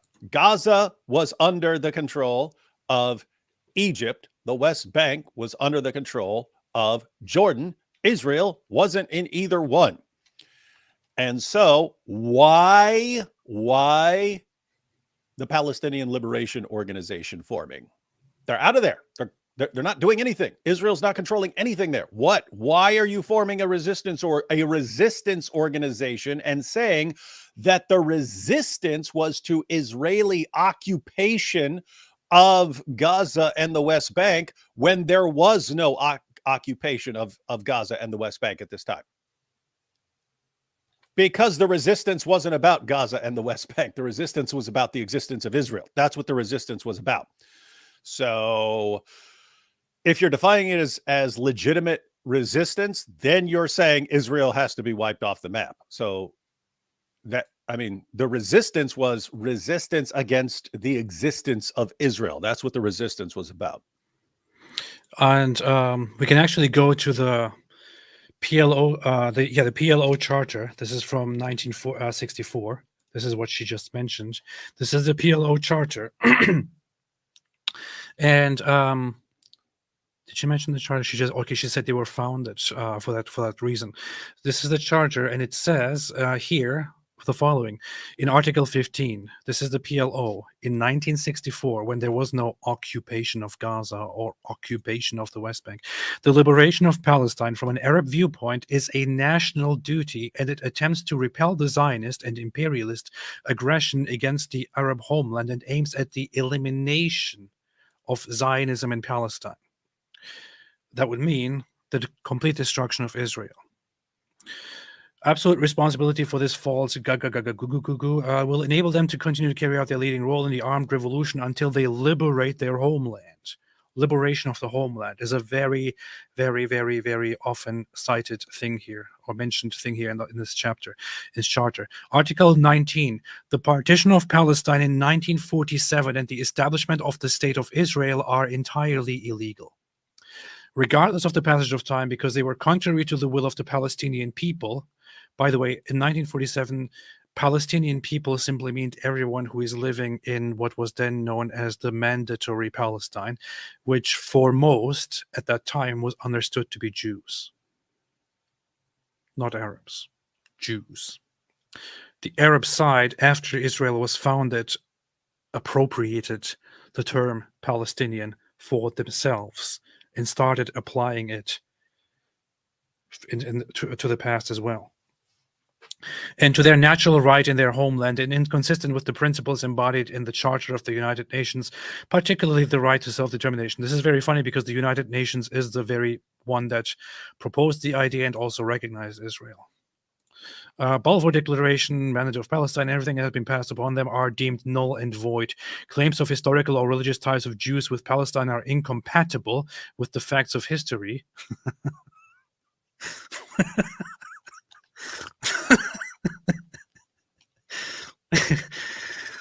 Claims of historical or religious ties of Jews with Palestine are incompatible with the facts of history and the true conception of what constitutes statehood. Judaism, being a religion, is not an independent nationality, nor do Jews consider it a single nation with an identity of its own. They are citizens of the states to which they belong. This is a very late understanding of what religion and what Judaism actually is. But this line here is just so stupid, so ridiculously stupid. Claims of historical and religious ties of Jews with Palestine are incompatible with the facts of history and the true conception of what constitutes statehood. Are you kidding me, man? These are the people who are fighting for their land. Their land. Apparently, Jews having a historical and religious tie to the land, Palestine, is incompatible with the facts of history. So this would mean that Jews don't actually have ties to the land. Jews don't have ties to the land historically or religiously. Who in the world believes this nonsense? Seriously, who in the world believes this nonsense? How uneducated, ignorant, and stupid do you have to be to deny that Jews have historical and religious ties to the land? This is so stupid. This is the typical so-called Palestinian propaganda, and so on. So what she said here is entirely true. The PLO was founded at a time where Gaza and the West Bank were not occupied by Israel in order to eliminate Israel. You're not able to do it. So Israel has had this control over Gaza and the people that live there, which to me does not afford those people the same human rights as Israelis enjoy. It's inarguable, because if they didn't have that control, they couldn't turn on and off the energy or the water supplies. But why did Israel have the control because you give them the water. My goodness. Yes, that's exactly what you do. That's what they do. And they were also given the option to create their own thing, which they of course refused to do. Yeah, I mean, Israel makes water out of the Mediterranean Sea. They take water from the Mediterranean and purify it and make drinking water out of it. And they give that water to they use some of the water and they give the water to other places. They also have, I don't know if it's still the case, but they also had like the highest percentage of recycled water of any nation on the planet. In other words, they're cleansing wastewater and turning it into drinkable water again. So guess what? Gaza could do the same thing with the endless trunks of money that people deliver to them. In other words, they had time to start coming up with their own water. They never do. It's just keep handing it to us forever.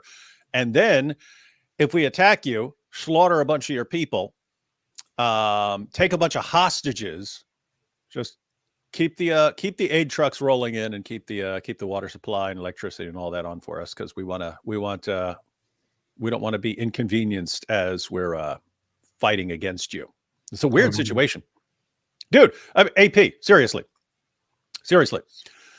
If the British during World War II had the ability to turn off the electricity and water of Germany, you think they'd have done it? If Germany was getting its water and electricity from Great Britain, you think Great Britain would have said, these guys are bombing the crap out of us, man. Flip that switch. Yes. Flip that switch. Yes, they would have done it immediately. 100, everyone in every war that's ever been fought would have done that in a heartbeat. Why would you do this to us? Why would you do this? Why would you turn off the water when all we want to do is just bomb you and kill you? Why would you do this to us? Yeah, there's a reason, guys. We've said it a trillion times, and Piers never seems to get the point. He's always talking about proportionality. What about their rights and so on? You're fighting a war to make the other side surrender. If you control their water supply and something like that, that is a chip. That is a chip that you have to play in making them surrender. That's it. And anyone would play that. Anyone in any war would have played that chip. Speaking of playing that, I just saw a comment that AP make a gaming channel and play that Hamas game. That just reminded me of downloading that game. So I just got that game while David was talking. I need to have a look at that. Maybe I'll live stream that game. David, there is a game that some of these terrorists made, which is called the Al-Aqsa Flood, which is an October 7 game, which is meant to simulate what terrorists did on October 7 from their perspective and to celebrate it. It's a pro-Palestine, free Palestine, Palestinian terrorist game. So I want to have a look at that. Of course, it's not accurate because it just shows them shooting at soldiers or something. In reality, they didn't shoot at soldiers. They shot at babies and kids and elderly and men and women. That's their culture. It's just a different culture. Everything, and they said we are out. Who are we to judge? Israelis even fought among themselves because some people did not. No, so don't get me wrong. I think Hamas squandered all the money they were given. And Hamas has been the enemy of its own people. And when Hamas did what they did on October the 7th, they knew it was immediately sentencing to death thousands of their own people in the process. They knew that. Yeah. Right? So I think Hamas has got to go. I think Netanyahu has to go as well. And his right-wing head. Shut up. Shut up, man. Shut the hell up, okay? On the one hand, you have a democratic country that elects their prime minister, their representative. And then on the other hand, you have a terrorist organization that was elected by terrorists 20 years ago to rule together with others, but then kicked everyone else out and took complete control and abolished elections, and wants to eradicate Jews and eradicate Israel. You're seriously comparing these two to each other.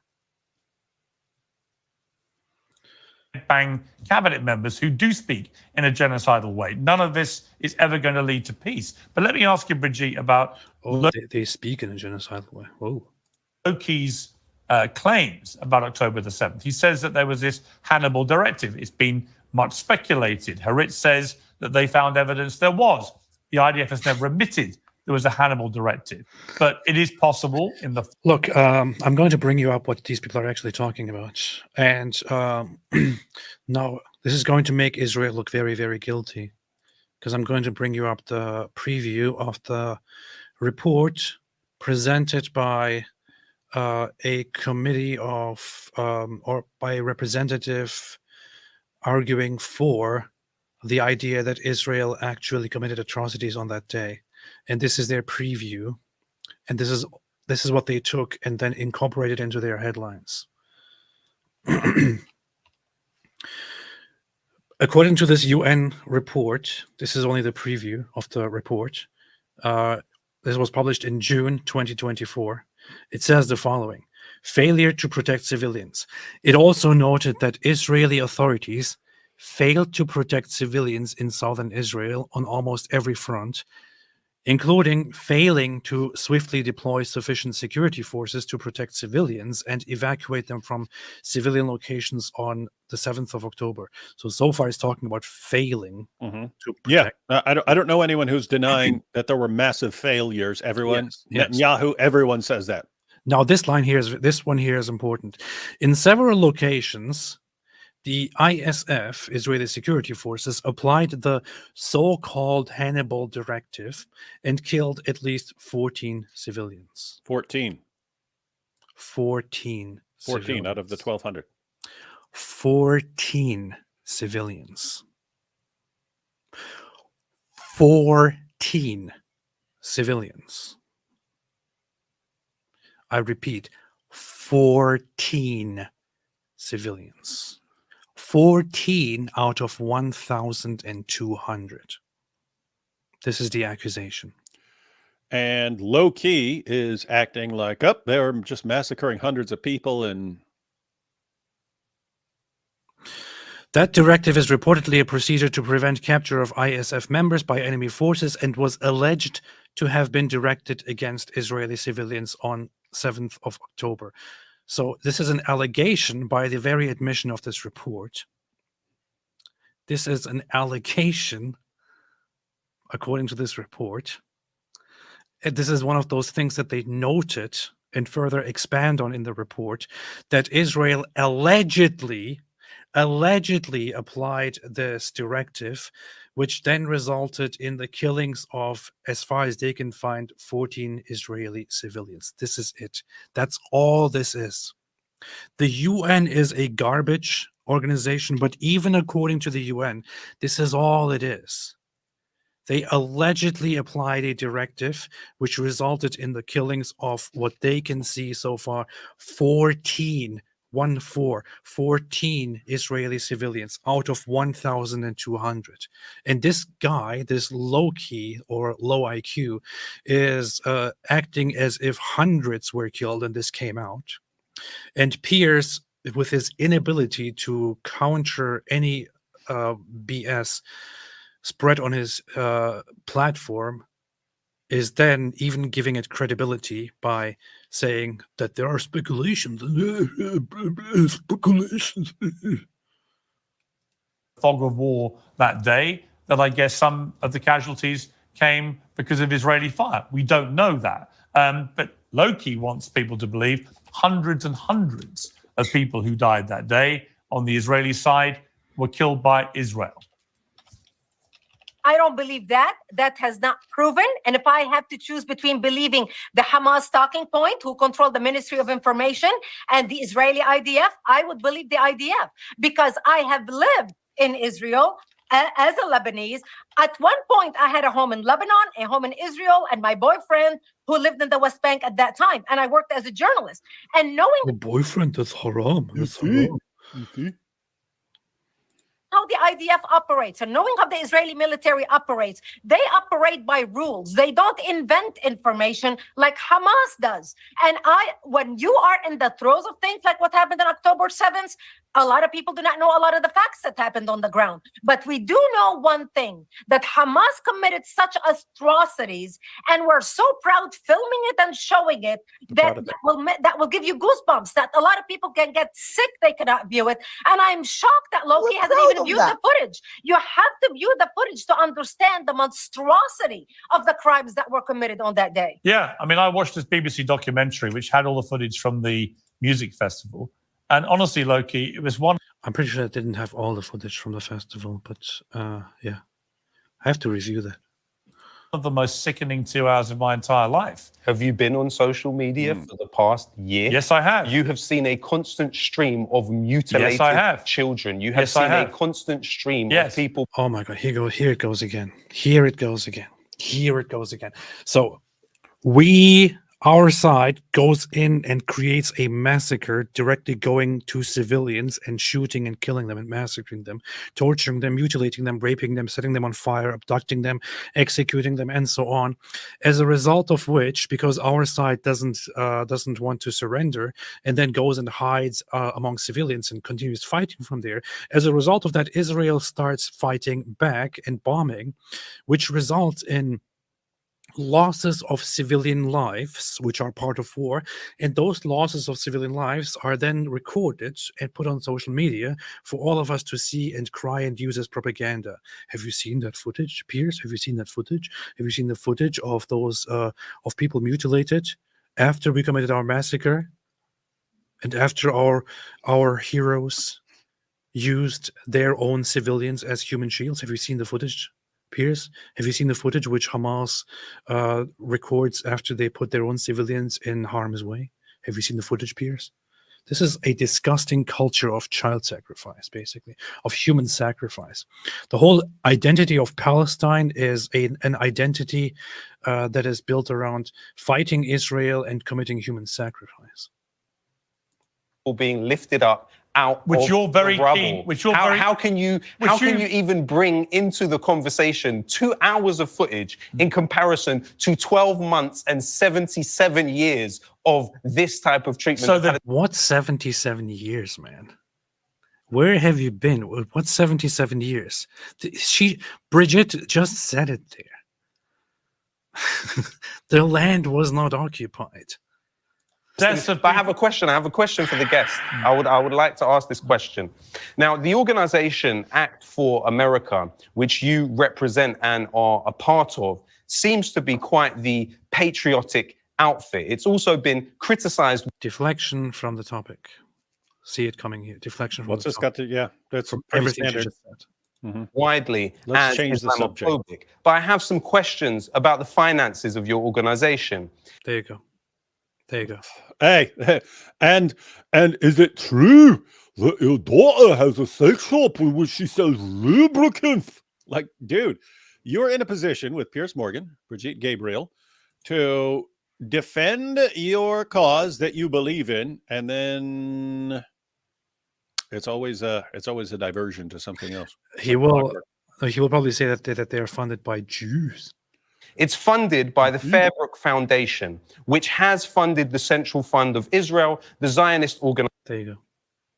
Organization of America, and also illegal settlements in the West Bank. Now, what does it have to do with everything that has been said in this conversation? So, I present to you a bunch of facts, and in order to avoid responding to those bunch of facts, you then say, What about the funding? what about the fundings behind? What about the fundings, man? What about the fundings, bro? In addition to that, Alhamdulillah. Alhamdulillah. Alhamdulillah. Okay. your organization, by who? Act for America, has been funded by the Becker Foundation, which has funded Christians United for Israel and the Israel Project. Wait a minute. In addition to that, Hold up. This dude is a walking encyclopedia of knowledge about Act for America and the organizations that fund it, but he hasn't watched the actual footage of the massacres that he's supposedly an expert on. That's what they do. That is what they do. Sehr interessant.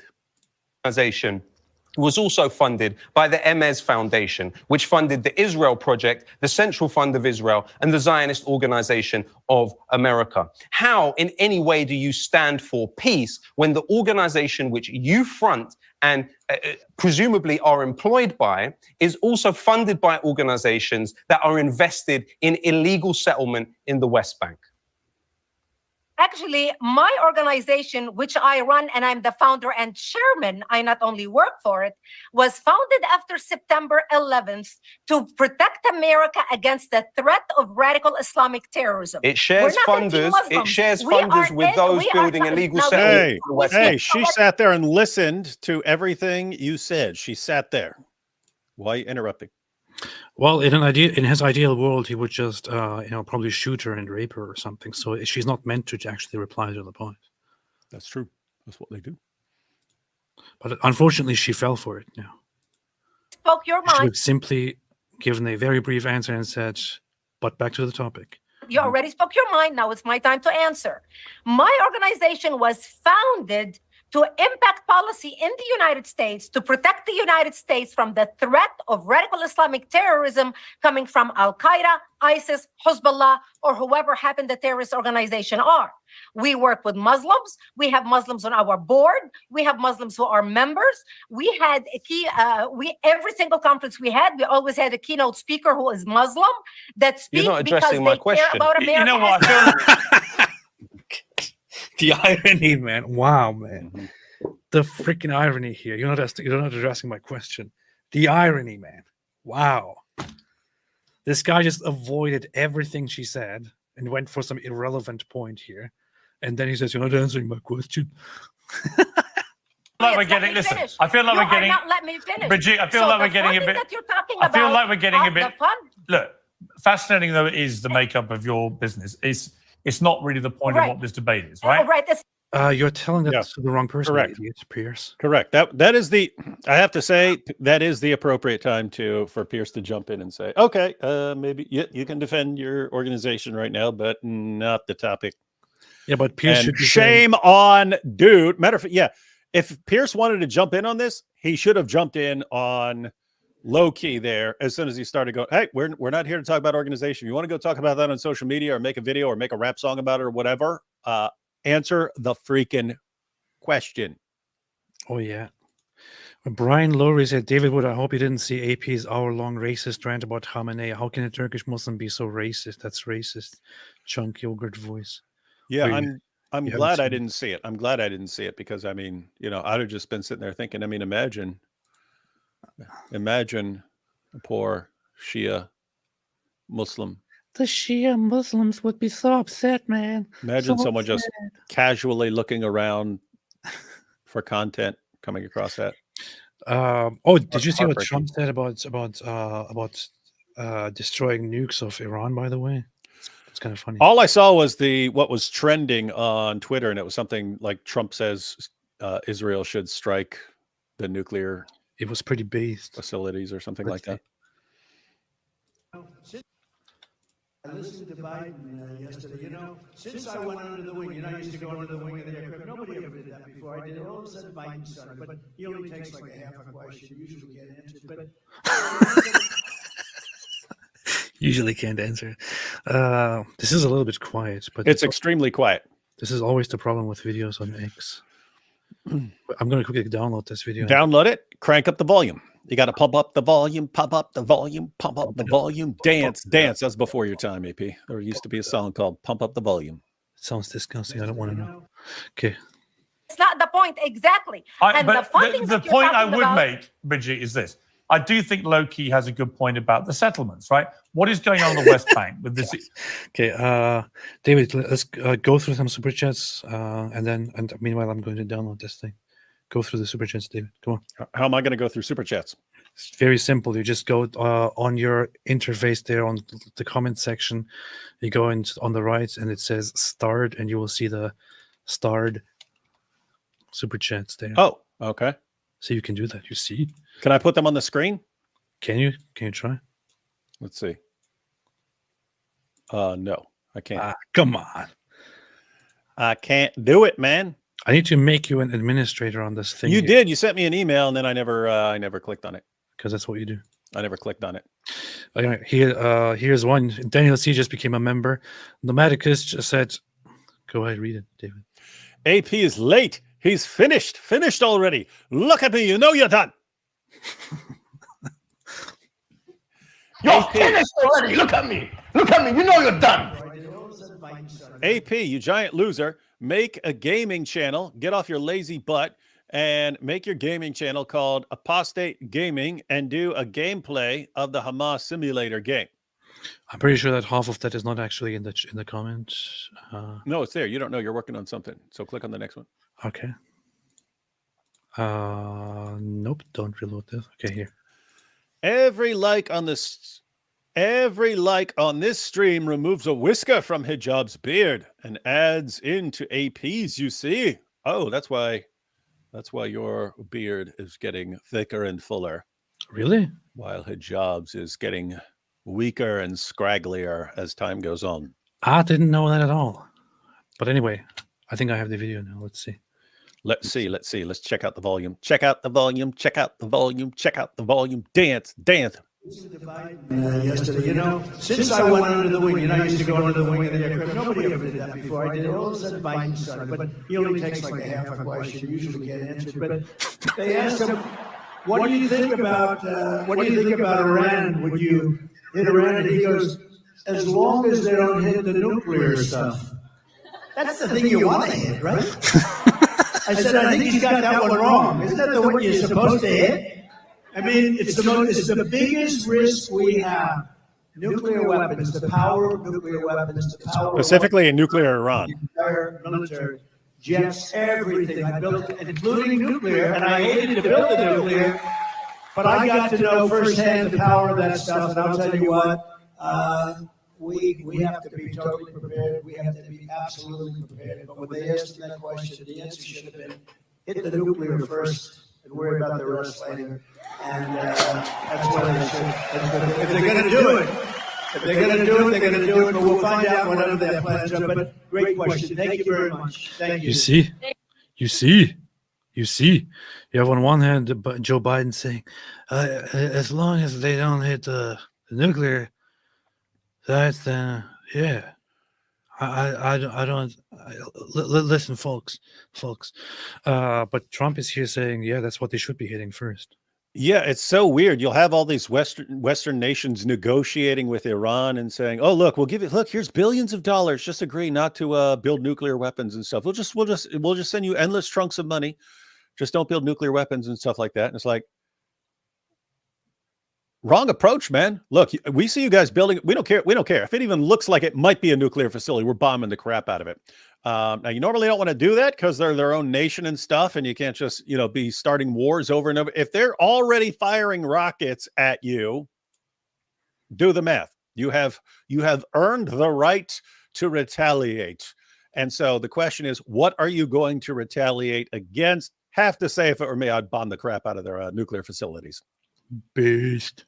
In other news, Emmanuel Macron suggested putting an arms embargo on Israel for anything used in Gaza, which is why he has now been nominated for the leadership of Hezbollah. As you can see here, he also put on his turban, and then some geniuses really started. No, it's not true. We use computers. Actually, AI generated. Fake news. This is fake news. He's not actually a Shia Muslim, and he's not nominated as the next leader. It's not real, man. It's not real. Don't believe it. Here is footage from Lebanon, from Beirut earlier tonight. There are news that a huge fire broke out after a strike by Israel, which seems to have hit something significant. Did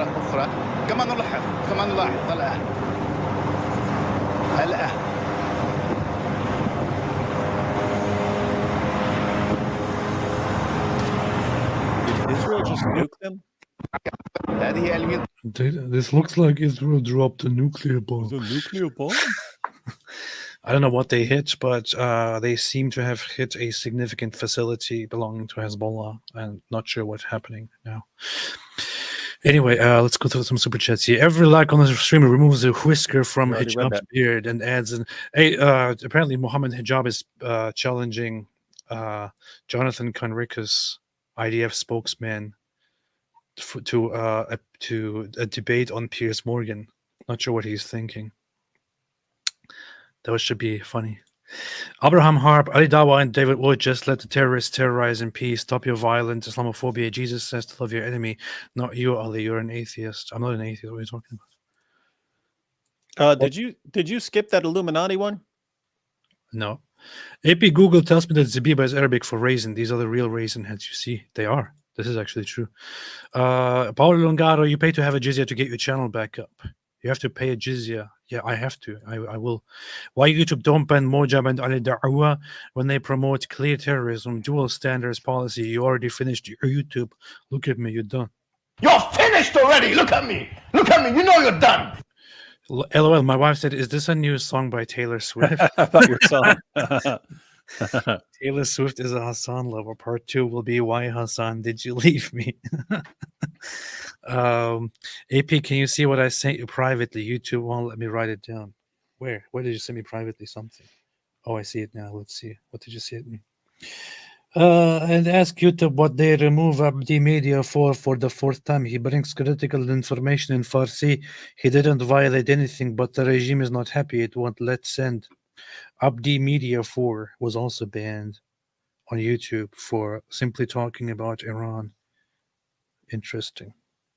Abdi Media 4. Yeah. Sheikh McWingeling made a super chat and said, may Allah curse be upon you, AP. You tricked me into celebrating your channel's Jahannaming. Truly, Turks are the second greatest of deceivers. Yeah, we can't be better than Allah, man. Coffee House Dialogue, David Wood. I tagged you in my last video. There's pics of globalize the Intifada graffiti I found along the Monon Trail, showing up at about 18 to 21 minutes. Coffee House Dialogue. Pamela C. AP8, I know if your cool song have Daily Wire awesome cry like he did after announcement of Nasrallah death. I couldn't stop laughing. Daily Wire, you're a good actor. AP also. Thank you. Appreciate it, Pamela. And Daily Wire appreciates it too. Noodle Heck are you? All of the Dawa guys are master debaters, but which Dawa guy is the GOAT master debater? I would say it's probably... I don't know. I have no idea. Ali Dawa, I would say. Yeah. He's definitely, he's a GOAT master debater. Sham Wow says, instead of Gangsta's Paradise, do a YouTube Paradise. I have a different version, a parody of Gangsta's Paradise that I wrote almost all of it, but then left it somewhere and still have to finish it. But I actually did a parody on Gangsta's Paradise that I should one day turn into an actual song. Weird Al already did one. Too late.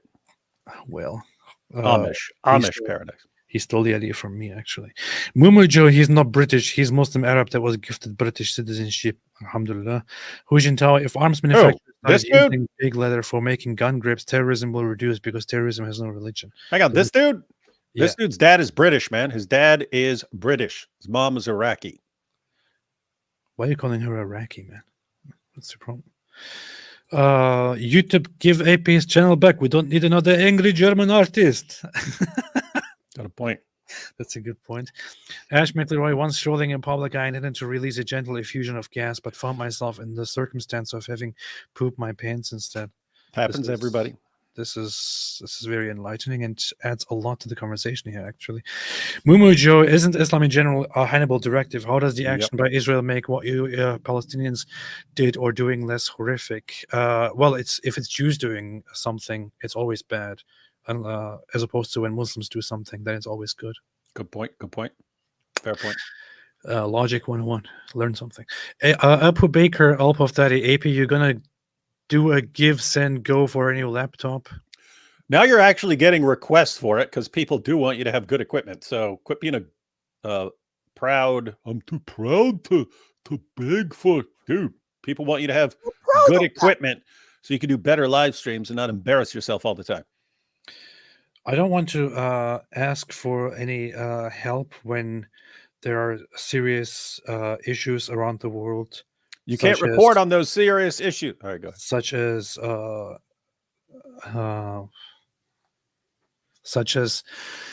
Hezbollah getting genocided, for example. You know, that's the problem.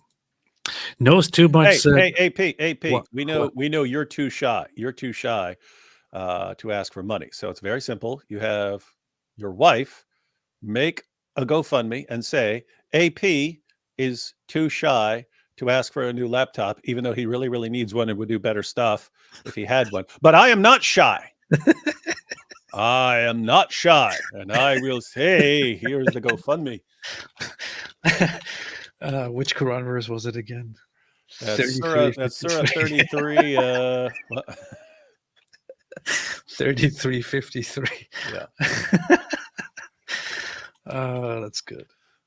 That is matter of fact, she should just write Surah 3. She should just rewrite Surah 33 verse 53 and change a couple of words. What David did here was is this here. Quran chapter 33:53, which says, "O believers, do not enter the homes of the Prophet without permission, and if invited for a meal, do not come too early. Linger until the meal is ready. But if you're invited, then enter on time. Once you have eaten, then go on your way, and do not stay for casual talk. Such behavior is truly annoying to the Prophet, yet he's too shy to ask you to leave, but Allah is never shy of the truth." So Muhammad was really bothered by people hanging around and staying for too long, but he wasn't. He didn't know how to ask them, so he was like, "Oh, I have an idea. I'll just say Allah is asking you," because Muhammad is too shy, but Allah is not shy. Allah's not shy at all. Not shy one little bit. He even pulls up his dress so you can check out his sexy shin. Alhamdulillah. And when you ask the believers, when you believers ask his wives for something, ask them from behind the barrier. This is pure for your hearts and theirs. And it is not right for you to annoy the messenger of Allah, nor ever marry his wives after him. This would certainly be a major offense in the sight of Allah. Some of the people, you can read the commentaries, but some of the people who are coming over and chatting with him and stuff like that were saying, and don't worry, we know you're old, but we'll take care of Aisha after you. One of us will marry her. And he's like, what? Then she'll find out what more than 1.8 inches is, and people will make fun of me. So no one can marry my wives after me. What if after I die, she tells them about my small pee-pee? I have to include a revelation about this. I have to warn them about my small pee-pee.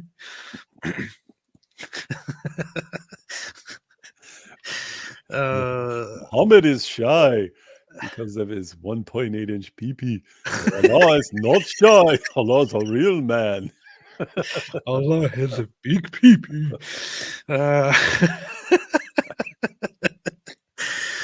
Knows too much says, "Oh, Muhammad, he's a moral exemplar. He sucks the tongue as little boys, fumbles little girls. His hardest night he spent with Dihya, aka Jibril." You should turn this into a song. Do it.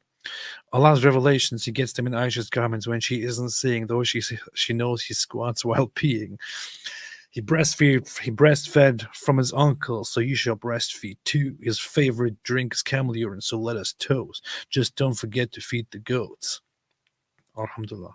This is better rap than Loki ever did. It's pretty dope rhymes. There's a start of a new song for you. Thank you. I appreciate it very much. Watch clips of Farfur today. Shocking. Nice to see you both like the music, AP. Thank you. I know it's a masterpiece, better than the Quran. Should Israel delete the leadership of Iran? Yes. The left will cry imperialism. The right is against intervention given recent failures in Iran and Afghanistan. However, this could lead to peace. I think that it should be an impeccable mission of taking out Iran's leadership from the inside. And who can do this better than the most feared and best secret force in the world? If I were Israel, because Netanyahu has already posted a message to Iran saying that they would actually be liberators of the Iranian people if they crushed the government. So if I were Israel, I would actually ask the people of Iran saying, what do you want us to take out and what do you not want us to take out? Because after we start taking stuff out, the future of the country is going to be yours. So you tell us exactly what you want us to take out and exactly what you want us to keep safe and sound. We'll take care of it for you. That's what I would do. Alhamdulillah. That's what they should do. All right, let's continue with this for a second. Requires the end of Zionism. Hey, hold on. Hey, hold up. I would do one. I would do one better than that. I would do one better than that. Here? Hey, check this out. What? If I were Israel right now, I would say, okay, every one of these protesters that you guys, abuse and so on, every one of them gets one wish as far as something we take out. Everyone. It's like, they took out your eye. They took out your eye by beating you in a protest. Okay, what do you want us to take out from that government? Pick it. Anything. Golden ticket, your wish. It'll be Israel's Make-A-Wish Foundation. That'll be good. That'll be good. Golden ticket for golden shower. As Mohammed Hijab would say. Where were we even, man? I don't believe that. That has not proven Israel that wants to Expansion of settlements is completely outrageous. It's illegal. It's wrong. It shouldn't be happening. Why is it Yes, it should be happening. I think the settlements should be expanding even further. happening? Sorry, you cut out. You mean the settlements in the West Yeah, Bank? the expansion of Did I hear settlements on the correctly? West Bank in the last year has been completely outrageous. Well, look, there's a radical wing within Israel that wants to expand the settlements, and the settlements is an issue. I agree You're with you. funded There by are a the lot same of people people. who are very upset. I don't think it's an issue. I think they should be expanding further and That's further. because and further. you're more radical than most people in this conversation. I think that after everything that Israel has been through, it is only right for Israelis to further expand with the settlements. That's it. That just means that Jews are establishing communities somewhere. That's it. Here's what I would do, because I still hope that at some point down the road these guys get the brakes beat off them so much that they actually decide, okay, we have to give up on. We're not getting Israel back. We do need to just focus on building our own stuff there, and be totally fine. Be totally fine if they get the stupid idea out of their minds to eventually have their own place. But here we are in the real world, here on Planet Reality, when you have a bunch of people, no, we're gonna crush these guys as much as possible. We're gonna launch as many terrorist attacks as we can, and so on. I would be along the lines of I do believe in repercussions that the other side really, really, really doesn't like. So I would be somewhere along the lines of, anytime you guys do X, we're taking over another square mile of your territory. So every time you do X, Y, or Z, we're taking over. In fact, every time you guys fire a freaking rocket at us, we're taking over wherever that rocket fired from. So the next time you fire a rocket, the next time you do this, and the next time you do that, and the next time you launch a terrorist attack, whatever you do, you've just given us land, and we told you we're not going to touch your land. We're not going to touch it. We're not going to touch it at all unless you do something. But the moment you do something, we're taking your land. I do that. The funny thing is that the Israeli settlements, which refers to Israeli civilians simply expanding in building homes in lands that the PLO claims to be Palestinian land, but Israel simply considers, as of now, territory that is under Israeli control, known as Judea and Samaria, as it was known historically. So that in this territory, which the PLO claims, also known as the West Bank, Israeli civilians build communities and expand their control and their presence in the land. And this is then considered, oh, this is illegal. You can't just spread, you can just expand in a land that you are occupying. The land is only claimed to belong to these other guys since they lost the many wars, the many conflicts which they started. The settlement expansions are only an issue today because the Arab side repeatedly tried to attack and destroy Israel and failed. If the other side had accepted 1948, none of this would have ever happened. This is all a consequence of their own inability to live in peace with others. Consequences. Deal with the consequences. Consequences. They want to eradicate the Jews. Jews simply build new homes and new communities, and they see the building of new communities in this land as the absolute atrocity, not the fact that they want to actually eradicate the Jews. You're funded by the same organizations. What does this have to do with the funding with what we're talking about? They are Americans who support the funding of protecting the United States, not Israel. Our work is devoted to protecting We have the United States. Has We have the nothing to documents. do. They fund settlements. Let's get back to the bigger picture. This dude's a scumbag, man. Do you condemn the expansion of the settlements in the last year on the West Bank? Say that again? Do you condemn the expansion of the settlements on the West Bank in the past year? Yes, I do. I think they Dumb move.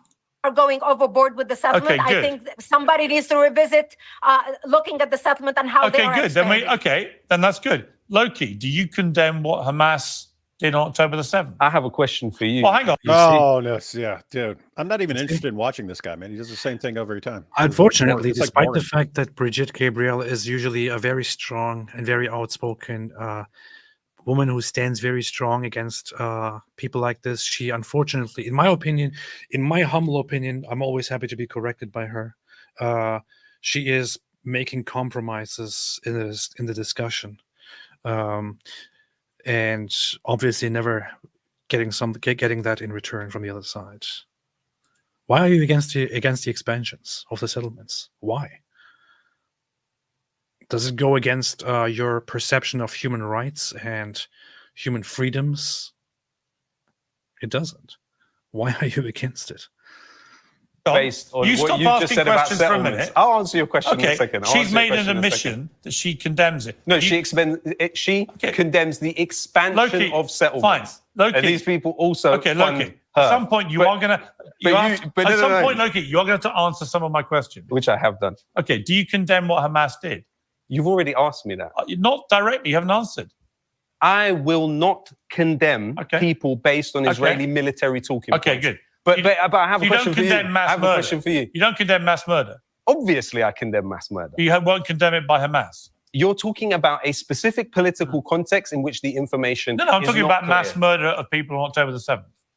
by the Israeli military. See, it's just absurd. So I have a question for you. I think you lose all credibility when you say I have a question for you. I'm not he does. concerned about whether you think or don't think You I have should be. credibility. And we should not any further listen to. Not interested. Not interested in this dude. Freaking clown.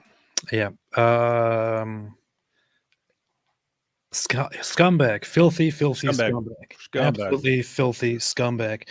People like this would also go around after the Holocaust and say, "Well, I don't condemn it. I don't really." What are you believing? Why are you believing? The details are. Why are you believing the talking points of the Jews? The talking points of Jews and the British and all that, but the Soviet. Do you trust the Soviet Union? Soviet Union. Which we don't have to trust in any way, by the way, to confirm the Holocaust and so on. And people like this who deny the very clear atrocities committed against civilians on October 7 will then start going around and acting as if there is a great injustice taking place and we should all be feeling very strongly about it. I don't feel strongly about it. I don't feel strongly about it at all, about the things that you're complaining about. First, acknowledge what your side did and does and wants to do, then we can talk. Until then, go F yourself. Should Israel delete keep seeing people arguing it's a territory war, but I have yet to see someone asking back, then why shout Allahu Akbar if not a religious war? This is why I need to finish my stuff and just talk to Piers Morgan to educate him a little bit on the matter. And then I will call it Apostate Prophet educates Piers Morgan on the conflict.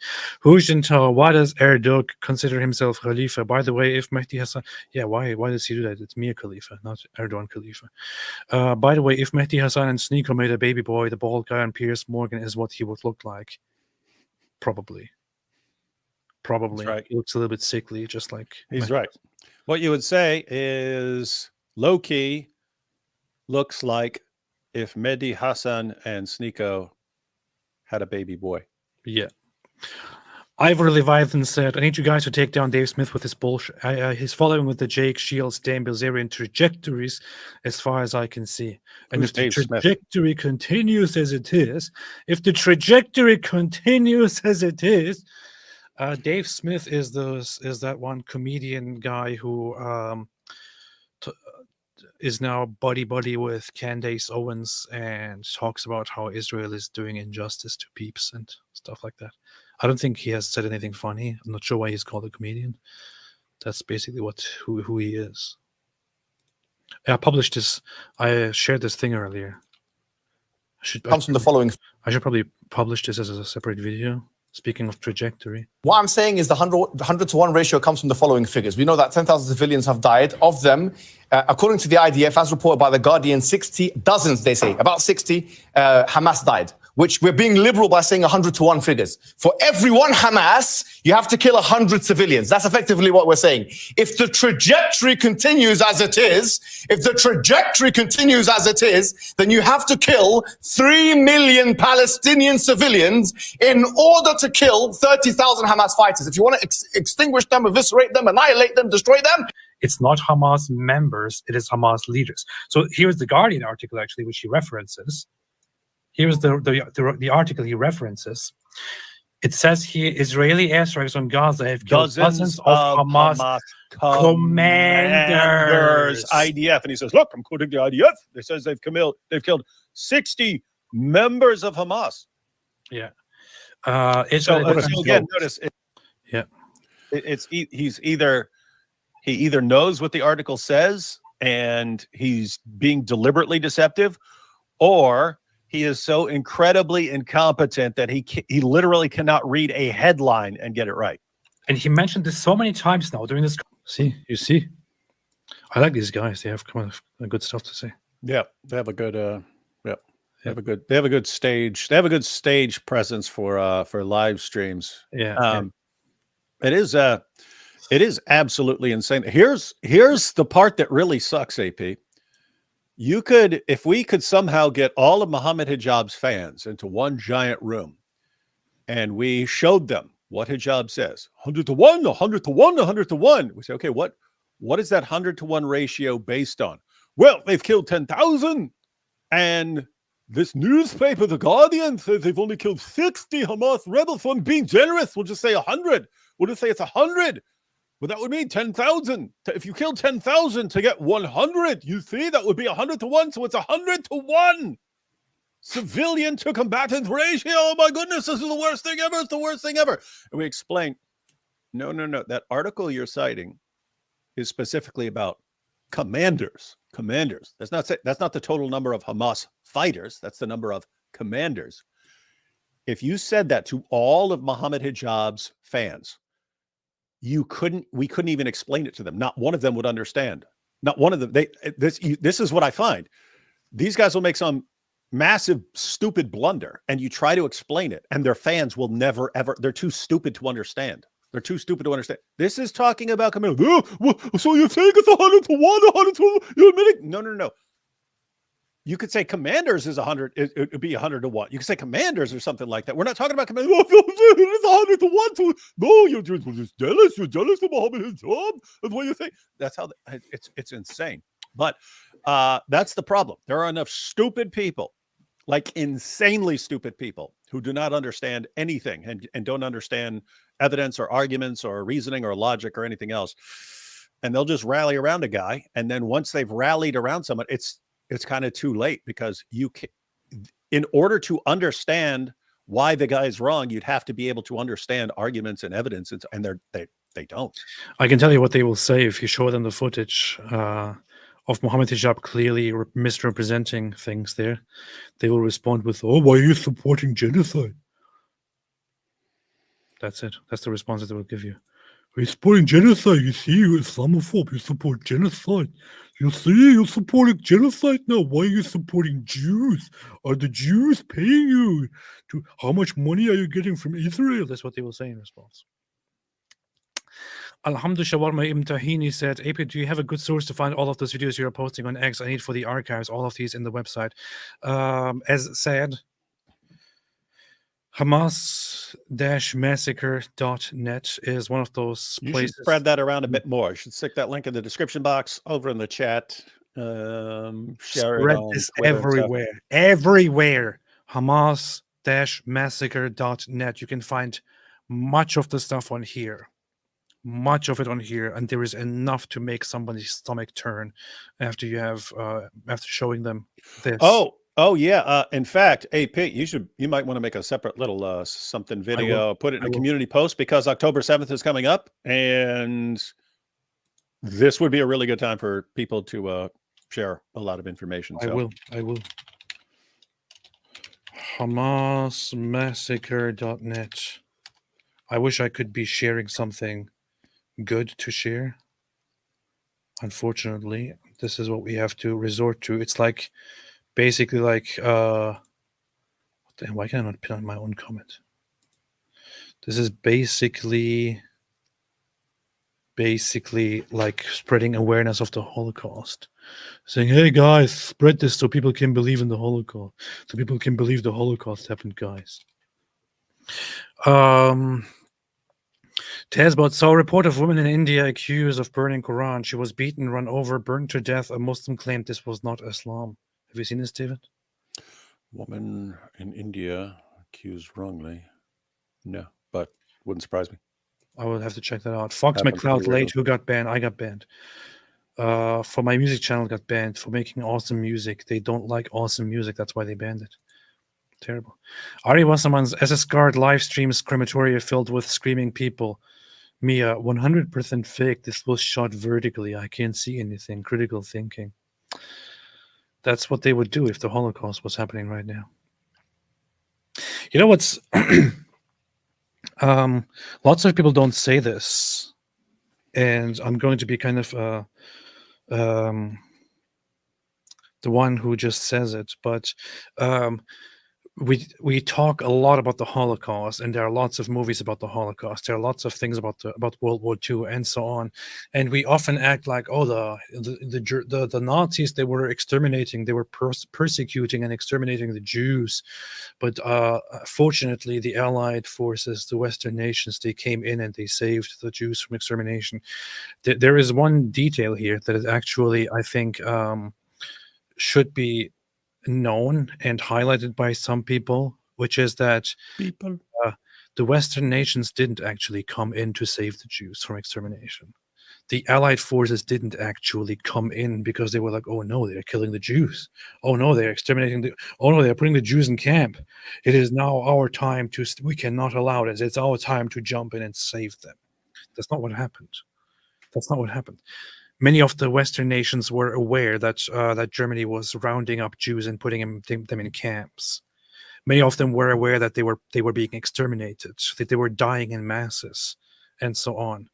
Many of them were aware that a lot of cruelties against Jews are going on, that they are being beaten in the streets, shops closed, goods confiscated. This was made public, confiscated and distributed among German government members and to German citizens.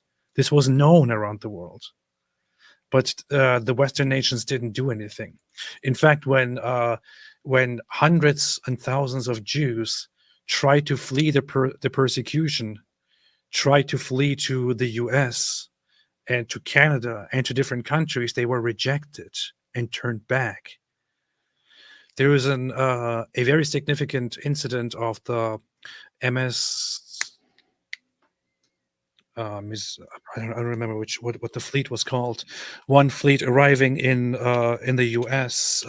MS St. Louis was carrying lots of people. Was carrying almost 1,000 passengers, Jewish people fleeing from the persecution in 1939, trying to seek refuge. They were rejected first in Cuba, then in the U.S., then in Canada, and were sent back to Europe. Ended up then having to go to other countries like Netherlands or France or the UK. The Netherlands and Belgium. Netherlands, Belgium, and France were then occupied by Germany, where they then again rounded up a bunch of Jews and put them in concentration camps. So a quarter of the people who were on that ship who sought refuge in America and other countries ended up still getting killed by the Nazis in the Holocaust, and so on. Where the Western nations jumped in only when Hitler invaded Poland, which was seen as a direct threat and assault to the Western world, where they thought, okay, we can't wait anymore, we have to stop them. And as a result of this war, in the middle of that, they then ended up saving the Jews who were in concentration camps from extermination. So I want to point out one thing, and this might sound uncomfortable to people, especially in the West, but Jews don't owe you anything. They don't owe you their survival. They don't owe Western nations their survival. They don't owe people anything. And Israelis, Jews, who especially after the Holocaust had finally their country where they felt safe, they don't have to feel like they owe anybody anything, because the people did not come to save them. They didn't care for quite a while. Had Hitler not tried to brutally expand, had Hitler just stayed confined and gathered the Jews and just killed them and burned them all up and eradicated them, those nations wouldn't have come to save them. Those nations would have just stood there until the Jews were eradicated, and then they would have talked about how sad and how upsetting this is. The same thing is true today for Israel, when Israel is being fought by those who want to exterminate them. You don't have to rely on other forces, on other countries that tell you how to handle your fight against the terrorists. You're on your own, and you can only trust your fellows. The others are your allies with strings attached, but eventually they won't save you when the terrorists and the Islamists want to come and kill you all. That's it. And that is that's the strongest, I would say, moral argument for why there needs to be an Israel. You would think, oh, well, what do Jews need? What do Jews need their own place for, where they can defend themselves? They've got other nations to defend them. No, they don't. History shows you can periodically have massive groups of people and even governments who decide, you know what, let's go around just killing Jews. And you think, oh, everyone's going to protect them. History shows, no, they won't. And so there's a group that people periodically want to completely wipe out. If any group needs its own country, I'd say it's them. Yep. That's true. That is true. And honestly, I don't even think that it's just about being Jewish. I think it's just about being different and insisting on holding on to your own traditions and your culture and your community. Many other groups got assimilated and faded away and are therefore no longer a problem. The Jews just historically refused to assimilate and to change their own ways, and were strong and continued existing, and refused to be kicked around and refused to be completely annihilated culturally. And that is just not something that strong and dominant cultures find very desirable. This is why they kick them around. The same thing happened to different cultures that were not quite as strong and that were later eradicated or currently face extinction, such as the Yazidis, for example. Ari Wasserman, SS Guard live streams. I read this. Ari Wasserman said, Shana Tova, dudes, and Israel with love. Shana Tova, that means good year. It is the new year in the Jewish calendar. Rosh Hashanah was the last 2 days. It is the new year in the Jewish calendar. This is the season of holidays and holiest days in Judaism. And in fact, in a few days, it's going to be Yom Kippur, which is the holiest day in Judaism. Day of Atonement. That is in 6 days, on October 11th to October 12th. Yeah. Thank you, Ari. Mumu Joe, out of the 3,000 killed in 9/11, only 340 killed directly on the planes. So USA killed 2,660 on 9/11. Yeah, pretty much. Pretty much by the logic of this dude here, low key or low IQ. Pretty much, yes. That's it. Hu Jintao, how fast this moron went from Piers keep an open mind to IDF killed most people. I know that's a fact. I don't care about the BBC documentary. Exactly. That's what they do. Always. And keep in mind, it's the same thing over. I mean, you're talking about the same thing when you're pointing out like Muhammad Hijab saying it's 100-to-1 ratio. It's one side believes it's perfectly acceptable to make up absolutely anything and then to stick to it, no matter how much evidence there is that you're completely wrong. Alhamdulillah. That's what they do. That's what they do. This mofo just made some crap up. There was not a single heli in the air, even after the Nova massacre ended. Aircraft arrived only after all the videos were made. Not a single video of helis exists. This is the thing. Somebody should teach Piers Morgan to this topic, this talking point. Somebody should go on there and maybe explain this to him. They accuse Israel of being responsible for the deaths at the Nova Music Festival, for example, and of coming in with helicopters and firing. There was not a single helicopter around. There are thousands of survivors from the Nova Music Festivals that there is not a single person who has ever mentioned a helicopter throwing in and shooting at people, because it never happened. And all of these piles and piles and piles and piles and piles of videos that were being live streamed and so on. You know what you don't see? A bunch of helicopters. Yeah. The helicopters, of course, they are advanced technology. They are invisible helicopters that also make no sound because they're Jewish. Alhamdulillah. Pamela C. Romans 1:25-28. Scary thing of rejecting Jesus. First, one doesn't want truth. John 18:37. As of Satan. John 8:44. Lies. He will end up in hell and won't like it. This is for you, David. You are warned. Songs of Relief, Agnostic Pope, and Dawa Record. God bless you and your families. Much love and prayers. Thank you so much. Appreciate it. And thank you for recognizing my status as the Pope. Hu Jintao, AP, did you say a bunch of guys saw going behind shields, or you said a bunch of guys were going from behind on Jake? That's pretty rude comment there. Why would you put this in my head? Sake says, a September award poll for president Palestinian elections, if they happen, has Fatah at 47 and Hamas at 6%. Did AP see it and comment yet? Saw it today on X. What? Where? What are you talking about?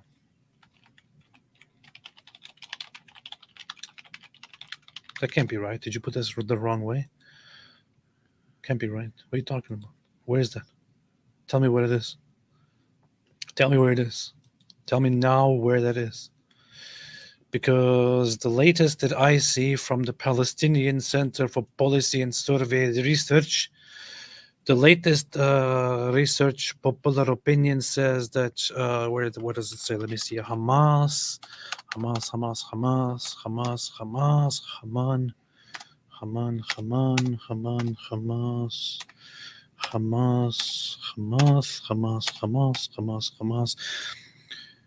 90% do not believe that Hamas committed any wrongdoings on October 7. See, that's the Gazan society for you. Half of Palestinians expect Hamas and Israel to reach a ceasefire agreement within the next few days. What the hell is this, man? And at some point, I still see that the majority support Hamas. I don't understand what you mean. Did you get this wrong? I'm not sure, because people don't support Fatah. I don't know what happened. Paolo Lungaro, AP, have you seen Al Jazeera YouTube 3-part documentary called Al-Nakba, the Palestinian Catastrophe Propaganda? Have I? I'm not sure. I've looked at quite some propaganda. The Nakba is garbage, okay? Nakba is when the Arab side fought against Israel to destroy Israel and failed. Crusader General, as we speak, tons of these bioweapons are being imported into the West, and the baby factories that are already here are slinging the same. The West has no chance. This sounds extremely racist and Islamophobic, and you should get your affairs in order, as David would say. God of Pig, King of Dogs said, if I had to choose between 1.6 billion satellites and the shoe, I would choose the shoe. That's pretty racist. Dibodro, did you guys see the Iranian cleric who claimed Israel used genies to track Nasrallah?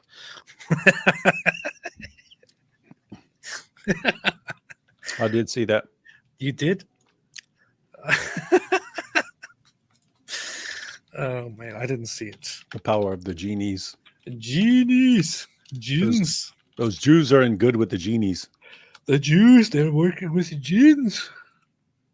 Working with jinns.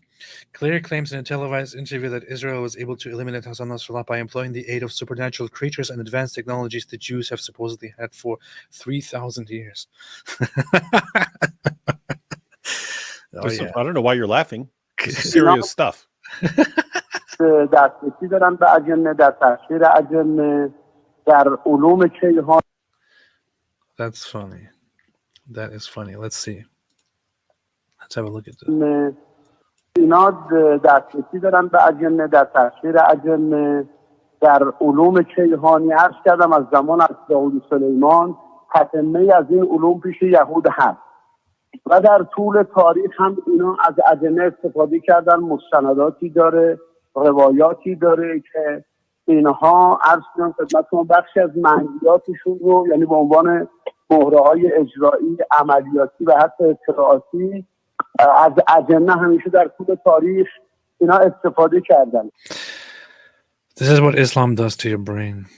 This is an Islamic Shia cleric saying that Israel the Jews have always had access to jinns and used them for warfare and intelligence purposes throughout history for 3,000 years, since the time of David and Solomon. I don't even understand the argument here. Is he now trying to accuse... Wait a minute. If they had access to jinns and cosmic science since the time of David and Solomon, and they have been using it consistently since then, that would mean that... does this also implicate David and Solomon and the prophets that came after them as evildoers who used jinns, David? Is this what I'm getting here? Yeah, that's what it's during the time of Solomon. That's where that's where the jinns taught people magic and so on. But that would mean that the prophets, that the Jews after this time employed the help of jinns for warfare. This would also mean that didn't always work. It didn't always work out very well, AP. It didn't always work out very well. They tried that stuff on the Romans. It didn't work too well, but worked really well. Worked really well. It works really well against Hezbollah and Hamas. When they were rebelling against the Romans and they were fighting the Romans were like, "We are invincible against you genies. We know everything about them." So they finished the Jews. But this would also mean that lots of the prophets mentioned in the Quran were also a bunch of jinn-loving people. So it's a very, very interesting topic to me. This is what Islam does to your brain. I find it very funny to talk to Jews and tell them all kinds of things that that Muslims say in the Muslim world about them and all the magical powers they possess. It's always fun to watch how amused Jews are by finding out the great powers they possess.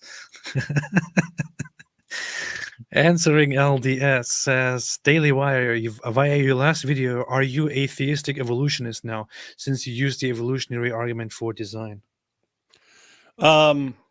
Using the evolutionary argument against naturalism, you could be a theistic. No, that's saying no. That has nothing to do with whether a person is a young Earth creationist, an old Earth creationist, Absolutely does. a theistic evolutionist, or anything else like that. You're saying your position as a naturalist. If you are a naturalist and you are taking naturalism as your view, then there's only one story in town about how you achieved your cognitive faculties. It developed like this. And so, what are your cognitive faculties according to you? Okay, if that's what your cognitive faculties are, if that's what they were made for, here are the implications of that. You can't trust them with theories like naturalism. And therefore, if you take naturalism seriously, this is how you got your cognitive faculties. They weren't made for grand theories like naturalism, and therefore you can't trust them with that sort of thing. So you can argue that regardless of your perspective. Why's your sorry. What's your position on the age of the Earth, by the way? Are you a young Earth creationist? Do you acknowledge the fact that the Earth was actually created 6,000 years ago? No. What? No. Seriously? So I'd be old Earth as far as how certain things happened. I don't think in terms of like this is my position. I think in terms of various levels of probabilities and so on. Like even young Earth. It's not hey, this is definitely false. It just seems to have a really low probability that you could come up with some great evidence or something at some point to change my mind on that or something like that, but I haven't seen it. So when it's things, whether it's like Calvinism versus Arminianism or this versus that, I don't know. I kind of think, okay, I'm like 70% this and maybe 25% this, and then like 4% this, and then like 1% this or something like that. And those probabilities can change as I get new information in. But at least you acknowledge the fact that undeniable fact that Adam was alive around 6,000 years ago or something like that. I do not. It's just, wow, man. I'm very disappointed here. And I will have to think further before collaborating with you again. Dor Daniel said on October 6th, they felt too comfortable in their houses, so they did October 7th. It's October 6th, 2024 now, and their problem has been fixed.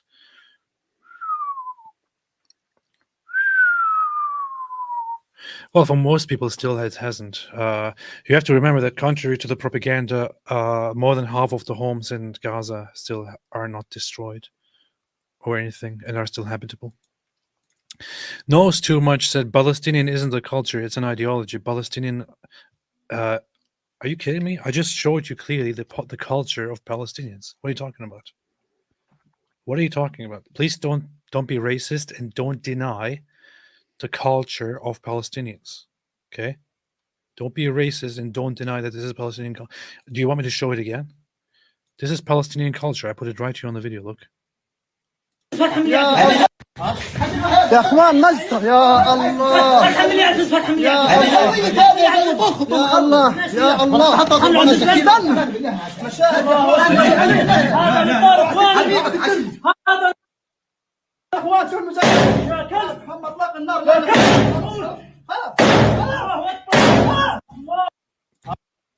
So you have here clearly Palestinians going around having killed a bunch of civilians who, by the way, just happened to be Thai workers and seasonal workers in Israel.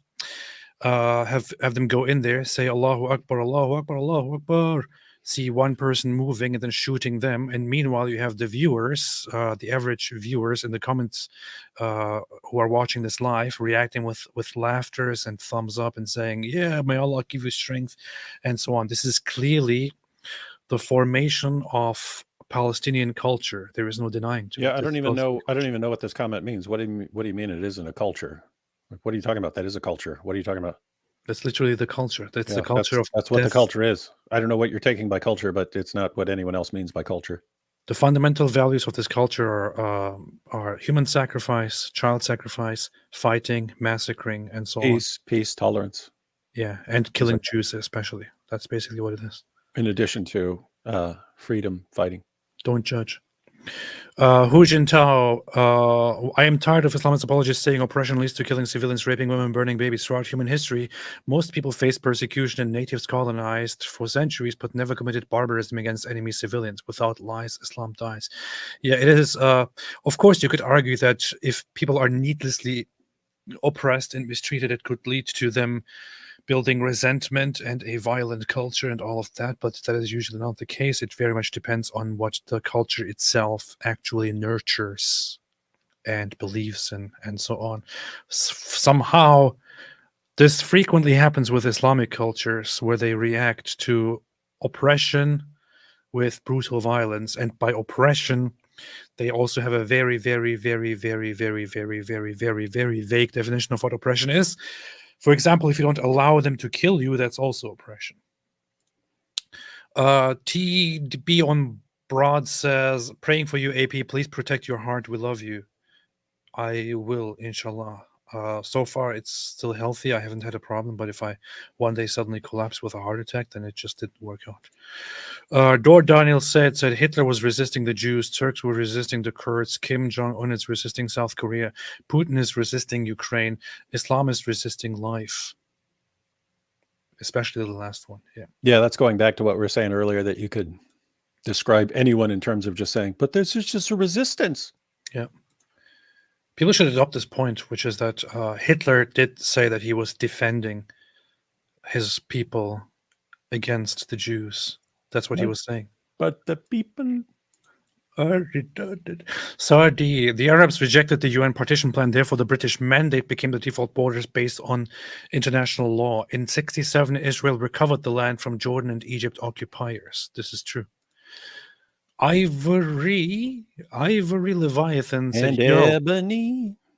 Also, don't forget Hamas murdered an Israeli grandmother, filmed it, and then posted it to her own Facebook pages so her family could watch. This needs to be out there. Yeah, that too. That too. They did lots of horrible, messed up things. Or was this Israeli grandmother in the IDF and then killed by the IDF, and then IDF posted the footage and blamed Hamas? I think is what Loki's response would be to that. It was actually an Israeli helicopter that came in and made that Hamas terrorist do that. And then the helicopter itself published it on social media. Karina Sales, love you both. One thing I can't agree with is the settlements in the West Bank. IDF so clearly let settler wrongdoing slide, but don't let Palestinians step a toe out of line. So clearly unjust.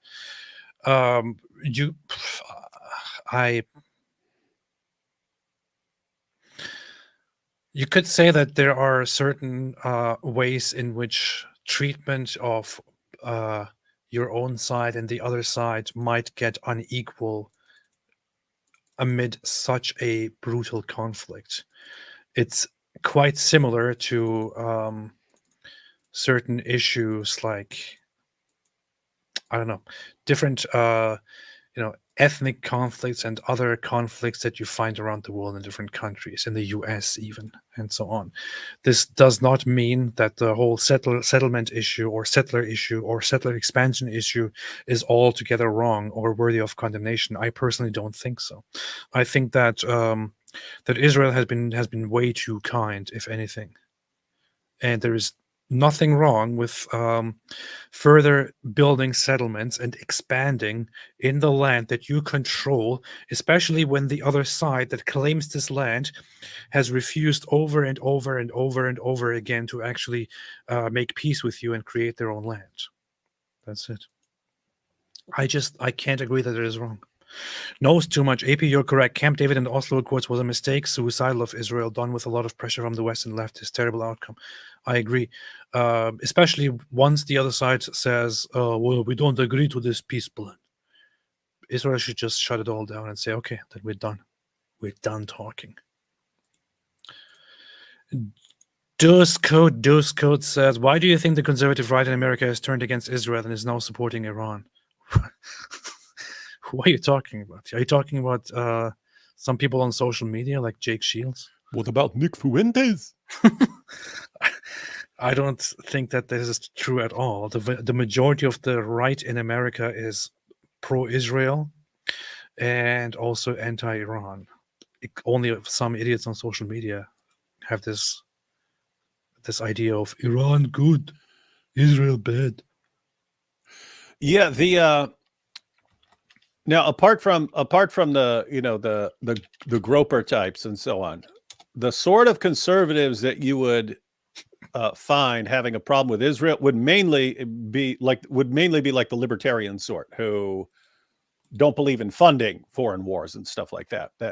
So they wouldn't be like pro-Iran or something like that. They would be against the U.S. being involved in these wars around the world or something like that. But yeah, I'm like AP. I don't see a big conservative push against Israel. Alhamdulillah. It's kind of funny that you just go with calling them gropers. Alhamdulillah. Well, that's become a thing. It's your channel. I'm respecting the rules of your channel. That's good. That's good. That's what they do. That's good. Knows too much. UN reports are reliable as Muhammad's revelations. That's pretty racist against Muhammad. Aisha's goat. Allah is the great deceiver. Quran 354. Satan is the great deceiver. Revelation 12:9. Allah is the very serpent in the ancient Arabic text. Alhamdulillah. It's based. It is totally based. Venus Envy says agnostic skips my super chat. Christian points it out but is ignored by agnostic. Draw your what super chat? What are you talking about? I didn't see any such super chat. Agnostic skips my super chat. Christian points it out but is ignored by agnostic. Hey, I did point out that you skipped something. I am quite agnostic about the existence of such a super chat. I will find it because I saw it. Oh yeah, it's the Illuminati one. Remember I said, hey, you skipped the Illuminati one? Here's the thing. There's no thing. There's no explanations. You just basically slapped Venus Envy right in the face. You said, hey, you skipped it. You skipped the super chat. And then I go, hey, you just skipped the super chat. And then you look, and then you just keep moving on. Just nothing but contempt for Venus Envy here. Don't care at all about Venus Envy. You're like, oh, look, no, comment by Venus Envy. I can skip that. I'm sorry. I'll read it for you. It says, that guy, so this is talking about the picture I showed, and it says, that guy Zabiba is a triangle. You see, Illuminati confirmed, which I thought was a very good comment, and I think I'm probably going to repost it later on with the triangle and say Illuminati confirmed, because people just think that's funny. People in general think Zabiba pictures are funny, especially if you end up like the other thing. There's three things. So I made it and I posted 3 Zabibas in one head. How is this possible? 1 + 1 + 1 = 1, right? So I posted that. You got the Illuminati. I can make a little triangle out of a Zabiba, and it would also be a funny. And then other people are pointing out. They pointed out in the comments on my tweet. The thing from Predator, where his targeting system from Predator had those three things. Yeah, so people are pointing that out. So that's another one. You put a Predator on one side, put this other guy, and put little red dots on his Zabiba and so on. So there are multiple. There's always something fun to do with a Zabiba. Zabiba, Zabiba. So rejoice, Venus Envy. You have been avenged on this channel. Alhamdulillah. AP has been humiliated. Finally, Venus Envy's truth has been revealed. This is the proof of the truth. Just to put this on here once again, this is what Venus Envy was talking about. You're using the Alamy version that I already bought. Yeah. So this gentleman, has a very, very beautiful Zabiba on his forehead. He's got 3 Zabibas, and yet they're one Zabiba. This is the threefold Zabiba on his forehead. And this just, first off, it does look like it is Illuminati if you combine it. You should actually draw this. You should draw the triangle on there. Secondly, it may have certain implications about the Trinity. But we do not know yet. I mean, those are pretty rough spots. Either this guy does his prayers where there's like a nail sticking out of the floorboard and he just keeps bopping that nail, or this guy like puts out cigars on his head or something. Look at it, so beautiful. Wow. Oh, this makes me see the power of Al-Islam. It's so beautiful. This makes me want to pray to Allah. This makes me want to pray to. This makes me want to. How about you get on your knees and pray to Allah?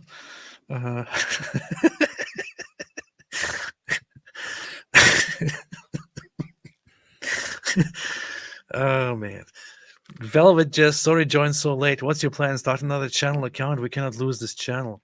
Yeah, it's very, very sad. I think I'm going to start a Rumble channel, inshallah, soon. Celeria Rosenkreuz said, you've been making so many live streams lately. It's been hard to keep up. How dare you? I haven't even done that many. This last week I had. Yeah, we haven't been doing a lot. Well, I did some authors during the daytimes. I think I did like 4 live streams this week or so. Yeah, you have done a ton of live streams. Alhamdulillah. Jalexa says he claims that in Liquid Charter it calls for elimination of Palestinians. Can you Google it? No, what he's saying is that in the Liquid Charter it said that there shall be no Palestinian state between the Jordan River and the Mediterranean Sea. But that was in 1977 when the Likud basically pointed out as a platform that there should be no consideration of creating a state for such an idea led by these ideologues who were all about destroying Israel. And he says that because this was part of that charter, this would mean that they were for the eradication of the Palestinian entity and everything like that, which does not make sense because there was no Palestine at that time. There was no Palestinian entity at that time. There was no Palestinian authority. There was nothing at that time. It was just territory controlled by Israel. It was Israel itself that later gave them the permission to create a Palestinian authority, which in my opinion is a mistake, but yeah, whatever. What is it? Why are you smiling? Why are you stuttering? I don't know. I probably thought of something funny. That's what they do.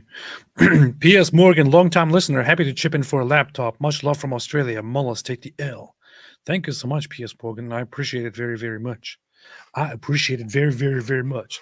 Very much appreciated. Thank you. Appreciate it very, very much. Although David might say, as soon as he saw that you are from Australia, he might have thought of saying something really, really racist about Australia. Just ignore it. We know that money's stolen. That's all I'm saying. We know that money was stolen from somebody. Yeah, but at least it's put in for a good purpose, you know. That's true. That's all that counts. So, yeah. Thank you, Piers Morgan. I appreciate it. Although it is stolen. And thank you very much. Crazy Spider 17, a question for Associated Press and Daily Wire. Would you rather live under Sharia law or the Hammurabi Code? Hammurabi. What does the Hammurabi Code say? Do you know it? You should know this all from memory. David. It's got similar stuff to Old Testament in it.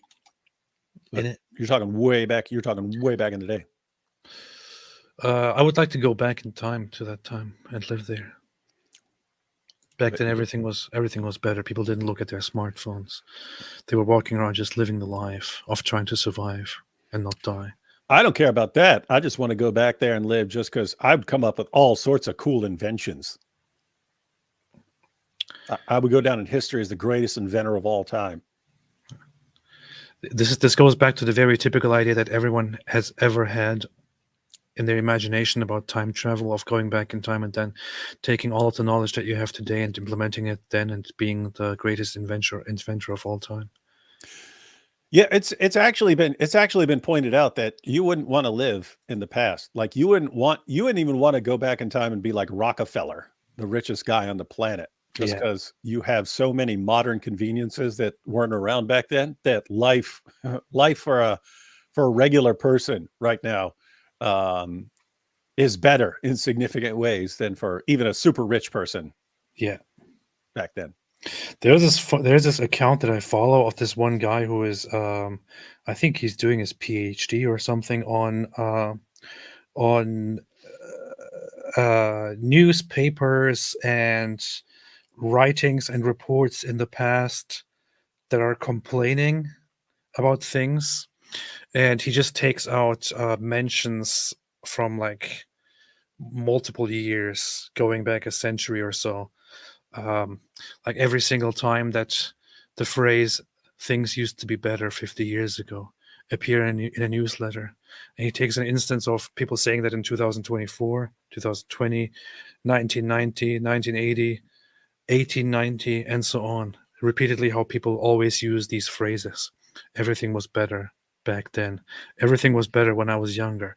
Everything was better 50 years ago, and so on. Which is why people always, so it points out that people always have this wrong idea that everything is getting worse and everything was better in the past. But this is what everyone always thought. It's not fact. It's just you getting older. Alhamdulillah. And this is the truth. I'm just subjecting myself to torture here by still having on my screen to the right this here. I don't know why I'm doing this to myself. Get out of here, man. It's weird because that guy could almost be like a Bond villain.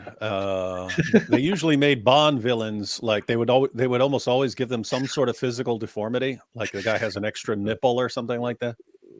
Alhamdulillah. Alhamdulillah. The good old days. Everything was better 50 years ago. Happy guy 235050 made a super chat of $20. Thank you so much. I appreciate it. Appreciate it. Thank you. Haj Avash said, as Iranian, we already have some suggestion. Leader, office, IRGC commanders, and intelligence service chiefs, and nuclear sites. Mullahs are optional. This sounds like a good suggestion. The Mossad should take this into consideration when collaborating with the IDF on the next targets. Inshallah. I will send them a message over in a little bit to remind them.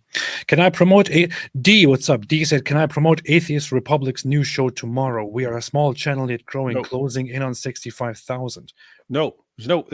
Look. What do you have on this channel, D? It's totally You've got an both. agnostic. You've got an agnostic, and you've got a Christian. There's no atheists here. None are welcome. Yeah, but Armin Navabi is an exception because Armin Navabi. Too late. There is no scenario where an agnostic and a Christian are going to promote the channel Atheist Republic or their news show tomorrow. Not going to happen. Give it up, D. For the 57th time, there is no scenario we are going to tell people on this channel, which is not an atheist channel anymore. There's no scenario where this channel or anyone on this channel is going to announce that the Atheist Republic has a news show tomorrow. Not going to happen. Not going to happen. Give it up. Yeah. D, we're definitely not going to tell everybody that that there is a news show tomorrow on Atheist Republic's channel, and that people should go and watch it. Not going to happen. We're not going to tell people that. Specifically, also because of Armin's commentary on the whole Iran conflict and all of that. So, not doing that at all. Not doing that at all. Would definitely not suggest doing that. Even though Armin Navabi is the sharpest dude I've ever talked to on the Iran issue, because he's an atheist, we are not going to tell people that you're having a show tomorrow. Yeah, that would be very, very, very, very, very bad. And by the and when have you ever seen people who have disagreements actually, collaborate with each other and shout each other out? Yeah, not going to happen. Not going to happen. So, tomorrow, Atheist Republic has a news show tomorrow. Growing. For some reason, we're supposed to know this. And go and subscribe. Celeria Rosencross said the issue with the settlement expansion is that it tarnishes the otherwise impeccable Israeli record, regardless of whether it's deserved. Land transfer outside diplomacy violates international mores. Well, so does wanting to kill all the Jews. That's the problem. But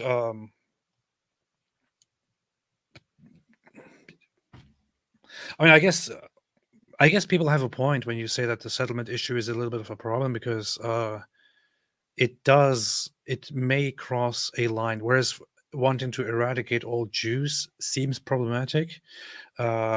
Expanding settlements is just something that crosses a line, maybe a little bit. I don't know. Yeah. Adam Benkleud says, thank goodness you guys put a stop to Mr. Low IQ. I was afraid that my Azurian temper was going to drive me through the screen and cause me to have a heart attack in the process. Don't have a heart attack, Anna. It's not worth it. Not sure why Low IQ has any platform. Not sure why Low IQ was invited for a conversation about this topic. He clearly doesn't know, and whatever he knows, he decides to lie about. So Low IQ is definitely not somebody that people should be listening to, and he's also not somebody that Piers Morgan should be inviting again for his propaganda. Get the hell out of here! That's what he should be saying to him next. Get the hell out of here! You're sick. You are sick. And whatever he tries to talk again, he should say to him, Quiet, man! yeah. Caleb Work, who says, would you guys review Mohij website top arcs for Islam under articles section? It's the fourth article listed as evidence for Islam being true. Mohammed Hijab has a website. Is that Mohammed Hijab? Is that what he means? Mohij? Mohij. I think so. What's his website? I don't know. I just googled Muhammad hijab, and then I just got a bunch of hijabs recommended to me to buy, but I don't want to buy any hijabs. I'm gonna go over to his channel, see if he has something about his website. Articles. It's the fourth article. Articles. Evidences for the truth of Islam. What's the channel? I mean, what's the website? MohammedJob.com. This is from 2 years ago. Oh, I see it. MohammedJob.com. We did review his when he was asked about it on that Towards Eternity, where he was finally asked, "Hey, why?" And I said I was actually really interested in seeing what his case for Islam was, or for Muhammad being a true prophet, what it was, because all their arguments from the past 20 years they've now admitted were just complete nonsense. Their main arguments. I was like, what are your actual arguments? And then then you find out that it's cyclical. He cycled back to arguments from 20 years ago, like the character of Muhammad is so impeccable, he must be a prophet or something like that. It's so funny because I'm just looking at it right now, and I see evidence number 1 is preservation of the Quran. Oh my goodness! What? And here's the thing: like I can let anyone rant about whether the Quran is preserved or not. Here is the issue: I have never seen a single explanation as to why the so-called preservation of the Quran should be taken as actual evidence for the truth of Islam. It's just so stupid. It is. It's one of those arguments that's flawed in multiple ways. You could say, okay, even if your book was perfectly preserved, even if you had the original copy, like guess what? We have books, we have copies of books that are older than 14 centuries. I honestly don't care. Is it miraculous for a book to be preserved for 14 centuries? So you can say, even if, and just imagine, you could ask any Muslim. One way to address these arguments is if a Muslim says, "Oh, but our book has been perfectly preserved," then you say, "Okay, there's a book, and just find an ancient book." And say, okay, this book is older than 14th century, so it's been preserved longer than the Quran. What does that have to do with it being from God? Suddenly it will click in that a book being preserved for 14 centuries does not mean it's from God. Suddenly they would understand that. But then you go into, but it's called an even if, but in fact argument. Even if the Quran were perfectly preserved, that would have nothing to do with whether it's from God. But in fact, it definitely hasn't been perfectly preserved. Entire chapters were lost because Muslims were too lazy to recite them. Large passages were lost because the only people who had them memorized died in battle. Verses were eaten by a sheep. Muhammad's original companions couldn't even agree on which chapters were supposed to be in the Quran. Abdullah ibn Masud said there's 111. Ubay ibn Ka'b said 116. Today's Quran has 114. And even in different parts of the world today, you have different Qurans, different versions of the Quran used by different Muslim groups and so on. So yes, stupid argument. That's his evidence 1. We may have to go through this. We may have to do a show on this, AP. You're sick. You're sick. One of the things that I just would like to say is if somebody wiped himself with a piece of paper 1,500 years ago and it was perfectly preserved, what exactly would that mean? It wouldn't mean anything. Mean it from God. It could only be from God. Otherwise, how would this be preserved if somebody wiped his ass? It's such a stupid. It's such a stupid argument. It doesn't. Okay, I don't really care if it was perfectly preserved or not. I know that people like to have lots of discussions and lengthy discussions about this. My personal position, as I've also stated before in a video, is that I don't care if the Quran has been perfectly preserved or not. I only have one question about this whenever I'm asked, which is that can you actually prove to me that, or can we actually prove that today's Quran is identical in its content to whatever Muhammad revealed? The answer is no, you can't. But secondly, I don't care if it's preserved or not. If it was preserved, so what? The book is full of garbage. The book is full of garbage. It is a self-contradictory, idiotic results of complete ignorance from a desert that didn't have much to offer to humanity. And I don't care if it was perfectly preserved or not. I simply do not care.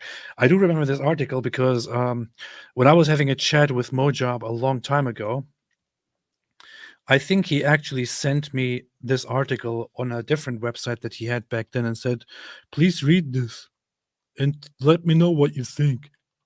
And the thing is, I actually printed it out back then because I thought, you know what, the guy asked me to read it. I'm actually going to read it. So I printed it out and started reading it, but it was shorter than this. It seems that he expanded on it a little bit. And I thought it was so stupid because I had actually read the whole thing. We'll go through it. We'll just do a live stream on this one day. Yeah. He expanded on it as it seems. This seems to be much longer than what he sent me several years ago. But considering that he considered that back then to be proof, I don't have much to expect from this here. Yeah, we'll check it out because that's the closest you'll get from like a Dawa guy actually defending Muhammad in a debate, right? They want to debate like the Trinity and stuff like that. They don't want us to just say, okay, why should you believe in Muhammad and explain it? You see, that's what they do. Yeah, let me save this somewhere. Put a bookmark on it or something. Tranzl al-Izham and the dude is La. Alhamdulillah by the big picker of Allah. Okay, thank you. That clarifies it. Jennifer S, thank you. Thank you, Jennifer S. Face the Fact said, thank you, Associated Press and Daily Wire. Thank you, Face the Fact. Thank you. Good news channels. Pam Maram, Mufti said, with Hitler passing out yellow stars while America ignored. These are the Nazis teaching and glorifying while the world is silent. Yeah. The leaders of the so-called Palestinian Arabs were meeting with Hitler and planning the elimination of Jews. That's what they were doing. That's what they do. Oh, I just found this thing that I was talking about. I find it's kind of funny, totally unrelated, but this guy here who publishes headlines and stuff and researches this kind of stuff has this, life really was better 50 years ago. Here's the proof. And then he posts this collection of articles that go back to 1890s, 1940s. City better 50 years ago, says old timer. Music better 50 years ago than today. Was life better in the 1950s? Yes, those were the happy days. Life was better 50 years ago, 1960s. Boyhood really was better 50 years ago. Americans polled said that life was better 50 years ago. Schools don't give proper training. Life, it was better 50 years ago. 1890s. He thinks that social and political conditions were better 50 years ago than at the present time, and so on. But these are always sentiments that are always around. It's kind of funny how humans think. R. Kitsune said, peace across from Belgium to you, David Wood and AP. By the way, when will you start the group to learn about Islam, David Wood and AP? No, it's a fact. DHQ is still one of my favorite one-liner comebacks of all time. Thank you. I think that was very entertaining to me personally when I told Dairy Queen during the debate when he said, you call me a pedophile. You say pedophile advocate. Is that an insult? And I said, no, it's a fact. It's messed up. Alhamdulillah. It's pretty rude. Dairy Queen was very offended by that. He didn't know what to say. Jennifer asks, why do some Christian Palestinians not side openly with Israel? Is it Arab influence, propaganda, fear? I've explained that numerous times. I explained it way back in terms of prison. I said, hey, I was in prison. I was in prison with Muslims, pagans, all kinds of people in there. When you had the administration or the guards or something like that, it was kind of us versus them. It didn't matter. Inmates stuck with inmates against the guards. They were a different group. In other words, that was our community. And I would say that probably has a lot to do with Christians in Palestine. That at the end of the day, Israel is something else. Israel's something else. Israel's over there. We're over here. And over the years, these Christians would have been affected by Israel as well, and lots of them do have a negative view. So, you see, David admits that the West Bank is an open air prison.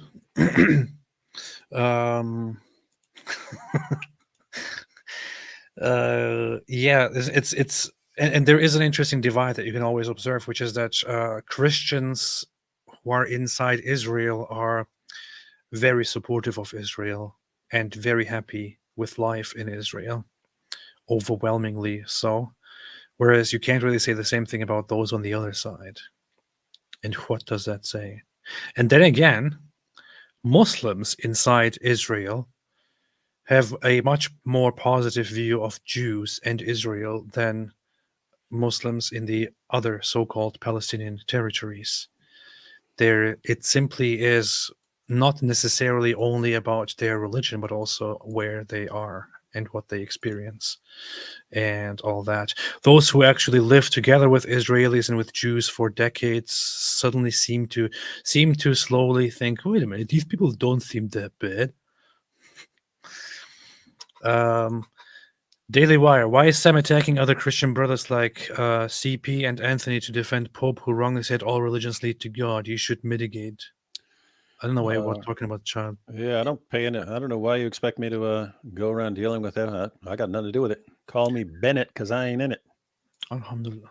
Golden Hub said, since you rudely skipped my super chat, he knows bits and pieces just like what the IDF turned Hez's thigh marbles into.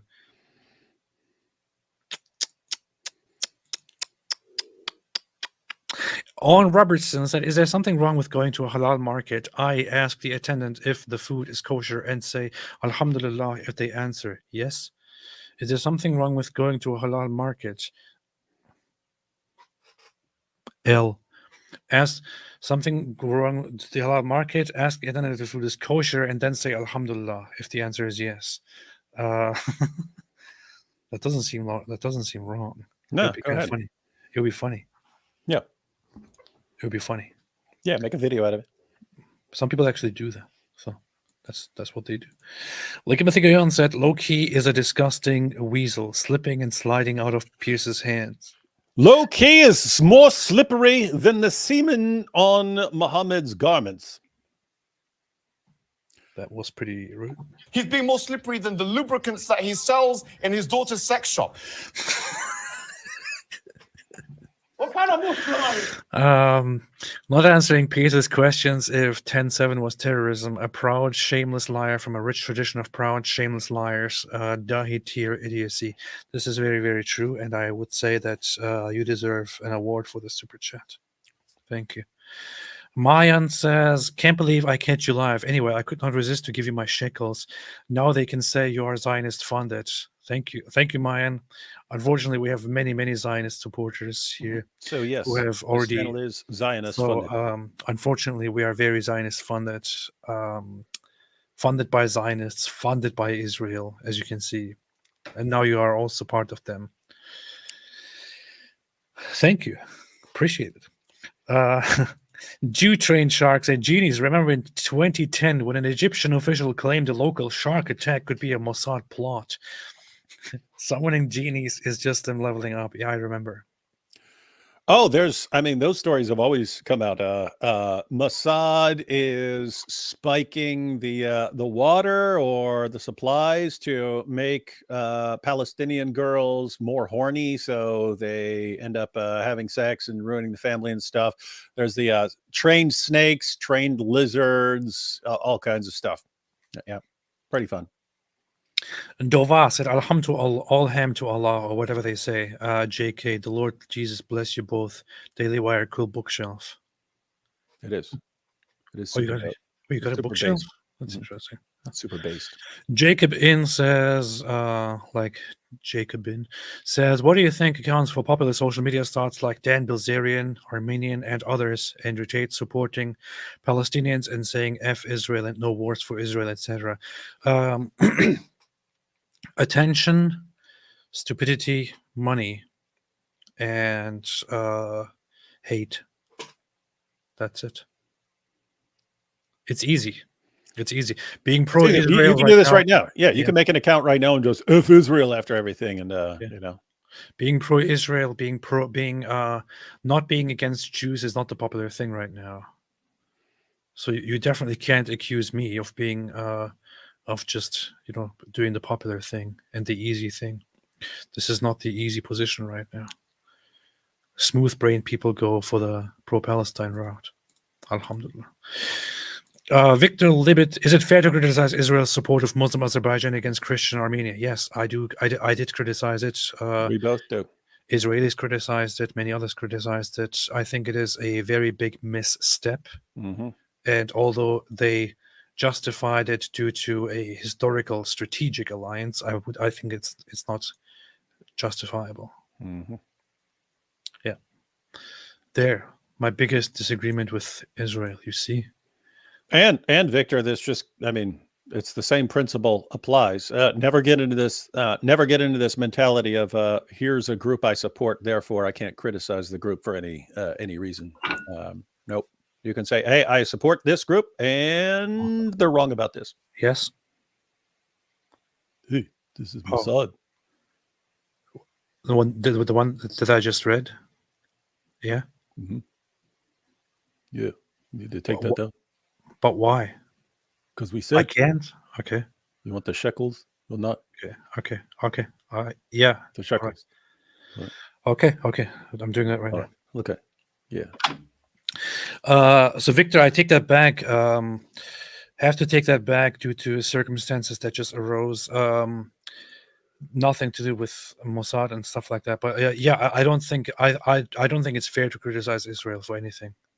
I take that back. I think you have to completely always support Israel no matter what they do. Yeah.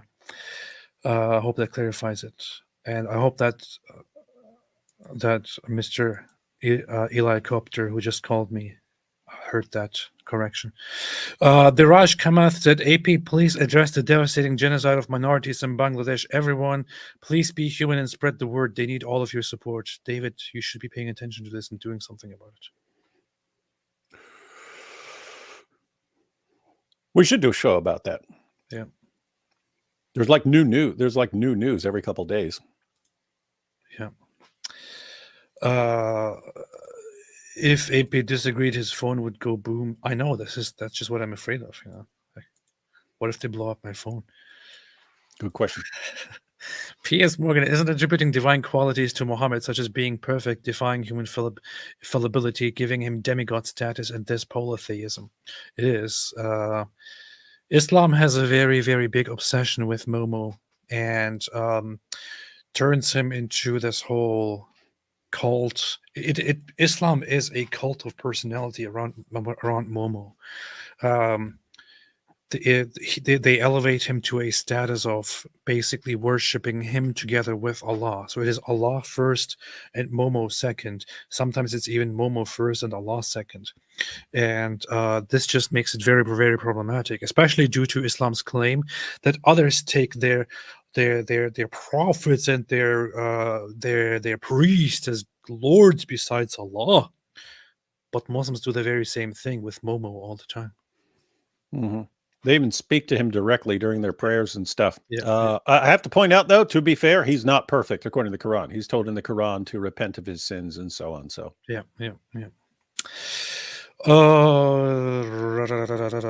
Evangelist Matthew said, "Hey, Dawood, do Mike Winger as a Dawagandist." Okay, guys. So when the angel Gabriel appeared to Muhammad in the cave, he basically beamed in there. He basically beamed into the cave like Spock and tried to give him a Vulcan neck pinch. Trying to give him a Vulcan neck pinch to get him to calm down a little bit. Well, Muhammad kept freaking out. And that's when he gave Muhammad the first verses of the most powerful revelation ever. And this is why we all need to convert to Islam right now. Alhamdulillah.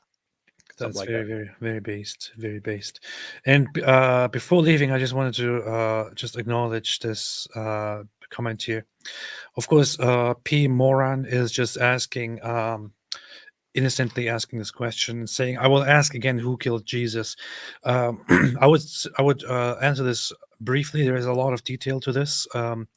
But Jesus, the Jew, so Jesus, the Jew, who called himself a Jew, was killed when the religious authorities who were Jewish in his presence, who were Pharisaic Jews, the very same religious Jewish community that Jesus himself, as a Jew, came out of, due to his message, which they perceived as blasphemy and wanted to suppress, insisted on having him punished and eventually executed, and handed him over to the Roman authorities, who then deemed it totally doable and actually crucified him and executed him. Wait a minute. Is this channel anti-Roman?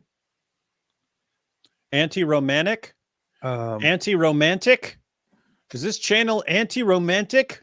So you're saying all Romans approve of killing Jesus? All Italians are evil. And that all Italians, everyone who descended from the Roman Empire, everyone has to be murdered, AP? Come on.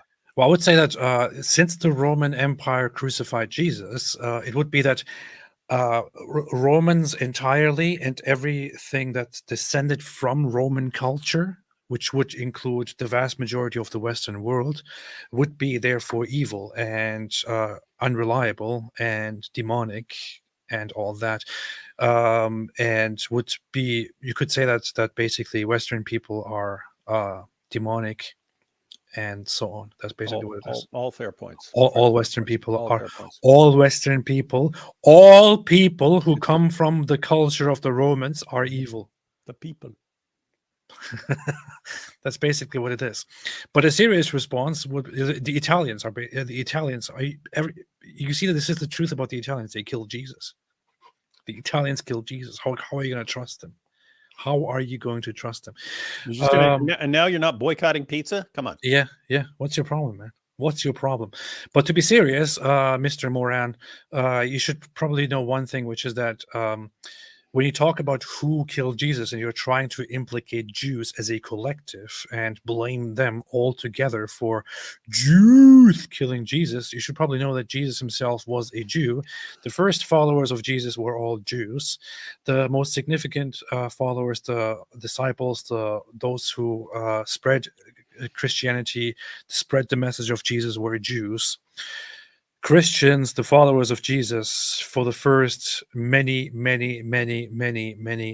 decades, participated with the Jews in the synagogue in worship, participated in temple worship. We're still going to the temple. We're still going to the synagogue, exclusively to the synagogue, by the way. They didn't have their own church places. They would go to the synagogue for worship. In fact, you could say that that falling out and ceasing to go to the synagogue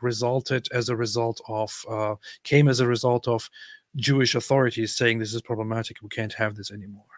So it wasn't the followers of Jesus deciding, hey, we are not those people. We are different people. We will not participate in their practices. They were still participating and were planning on participating for a long time in synagogue practices and worship.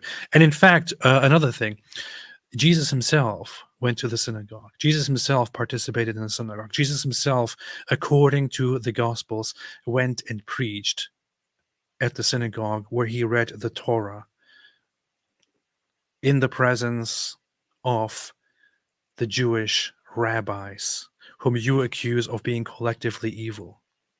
So, in a culture where the authorities of a certain strain of Judaism that has become the dominant one, it was also the dominant one back then, of them considering Jesus as a wrongdoer and eventually demanding his execution because he was one of their own who, according to them, committed blasphemy, should not be interpreted by any knowledgeable and logical person as Jews being evil and therefore killing somebody else. It is a collective, it is a society and its leaders judging one of their own. That doesn't mean that the entire society is bad. In fact, if you actually bother to read your New Testament, you would understand that the New Testament itself refutes this idea thoroughly and thoroughly. By praising the Jewishness, referring to themselves as Jews, and so on. That's it.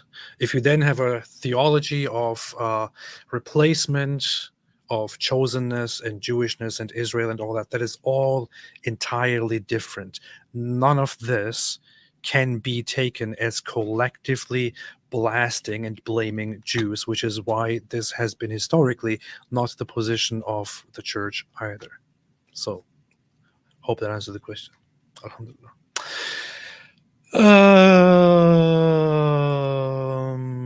David, anything else? Nope. And you can trust me on this, of course, as an non-Christian. I will not. Black Snowflake, good night, said Black Snowflake. That's a contradiction. Sir Jacob Prophet, the world cannot hate you, but me it hateth, because I testify of it, that the works thereof are evil. John 7:7. Alhamdulillah. Alhamdulillah. Alhamdulillah. As a Christian, David, shouldn't you have the perspective that it was not a particular people, but however, you as a human, as collective, bearing the responsibility of the death and sacrifice and atonement? Do I get that wrong? Or can you briefly have an explanation on the collective of humanity, as opposed to blaming the Jews, as some people do, and so on, as our great scholar of Christianity? Yeah, the main idea is that we're all guilty before God. So if you want to assign blame or something like that, then we're all the reason. You had Jews and Gentiles involved in the crucifixion. You've got Isaiah 53, which says it was the Lord's will. It was the Lord's will, and that he was crushed for our iniquities and so on, pierced for our transgressions and so on. So you can point at anyone involved in this, and everyone had a role. Everyone had a role. Except P. Moran in the chat. That's true. All right, that answers the question. All right, we will now ride off into the distance and park the horses, and then be live again tomorrow on David's channel. David, what are we doing tomorrow? We're gonna go over. We're gonna watch some videos. Cameron Bertuzzi's gonna be Bertuzzi, a pizza, a margarita. That's capturing Christianity. Yeah, he's gonna be joining us at some point. We're gonna go through one of his videos, but we'll be looking at some videos. We'll be looking at some recent videos dealing with apologetics and polemics against Islam. Okay, so tomorrow we're going to talk about spaghetti and pizza. And the meatballs and the spaghetti sauce. Hey, Italiano. So tomorrow we're going to be capturing spaghetti. And we'll be live on David's channel to do that, to capture spaghetti. Or everyone get your spaghettis ready and your pizzas and meatballs. And let's have some good time tomorrow, inshallah. Until then, as always, have a fantastic day. Oh yeah, before I leave, Hamas-massacre.net. Spread the truth. Spread it. Look at it. Spread it. Bookmark it. Yeah, guys, and you should probably, again, share this in various ways, but there are lots of people spreading propaganda. So, yeah, probably need to respond with a lot of facts. So anyway, the point is, people are relentless in spreading nonsense and propaganda. So you also need to be relentless, everyone, in spreading correct, factual information. That's pretty beast. Have a fantastic day, everybody. And as my favorite goat always likes to say, liar. It's. But let's have it translated into English. Stay away from Islam.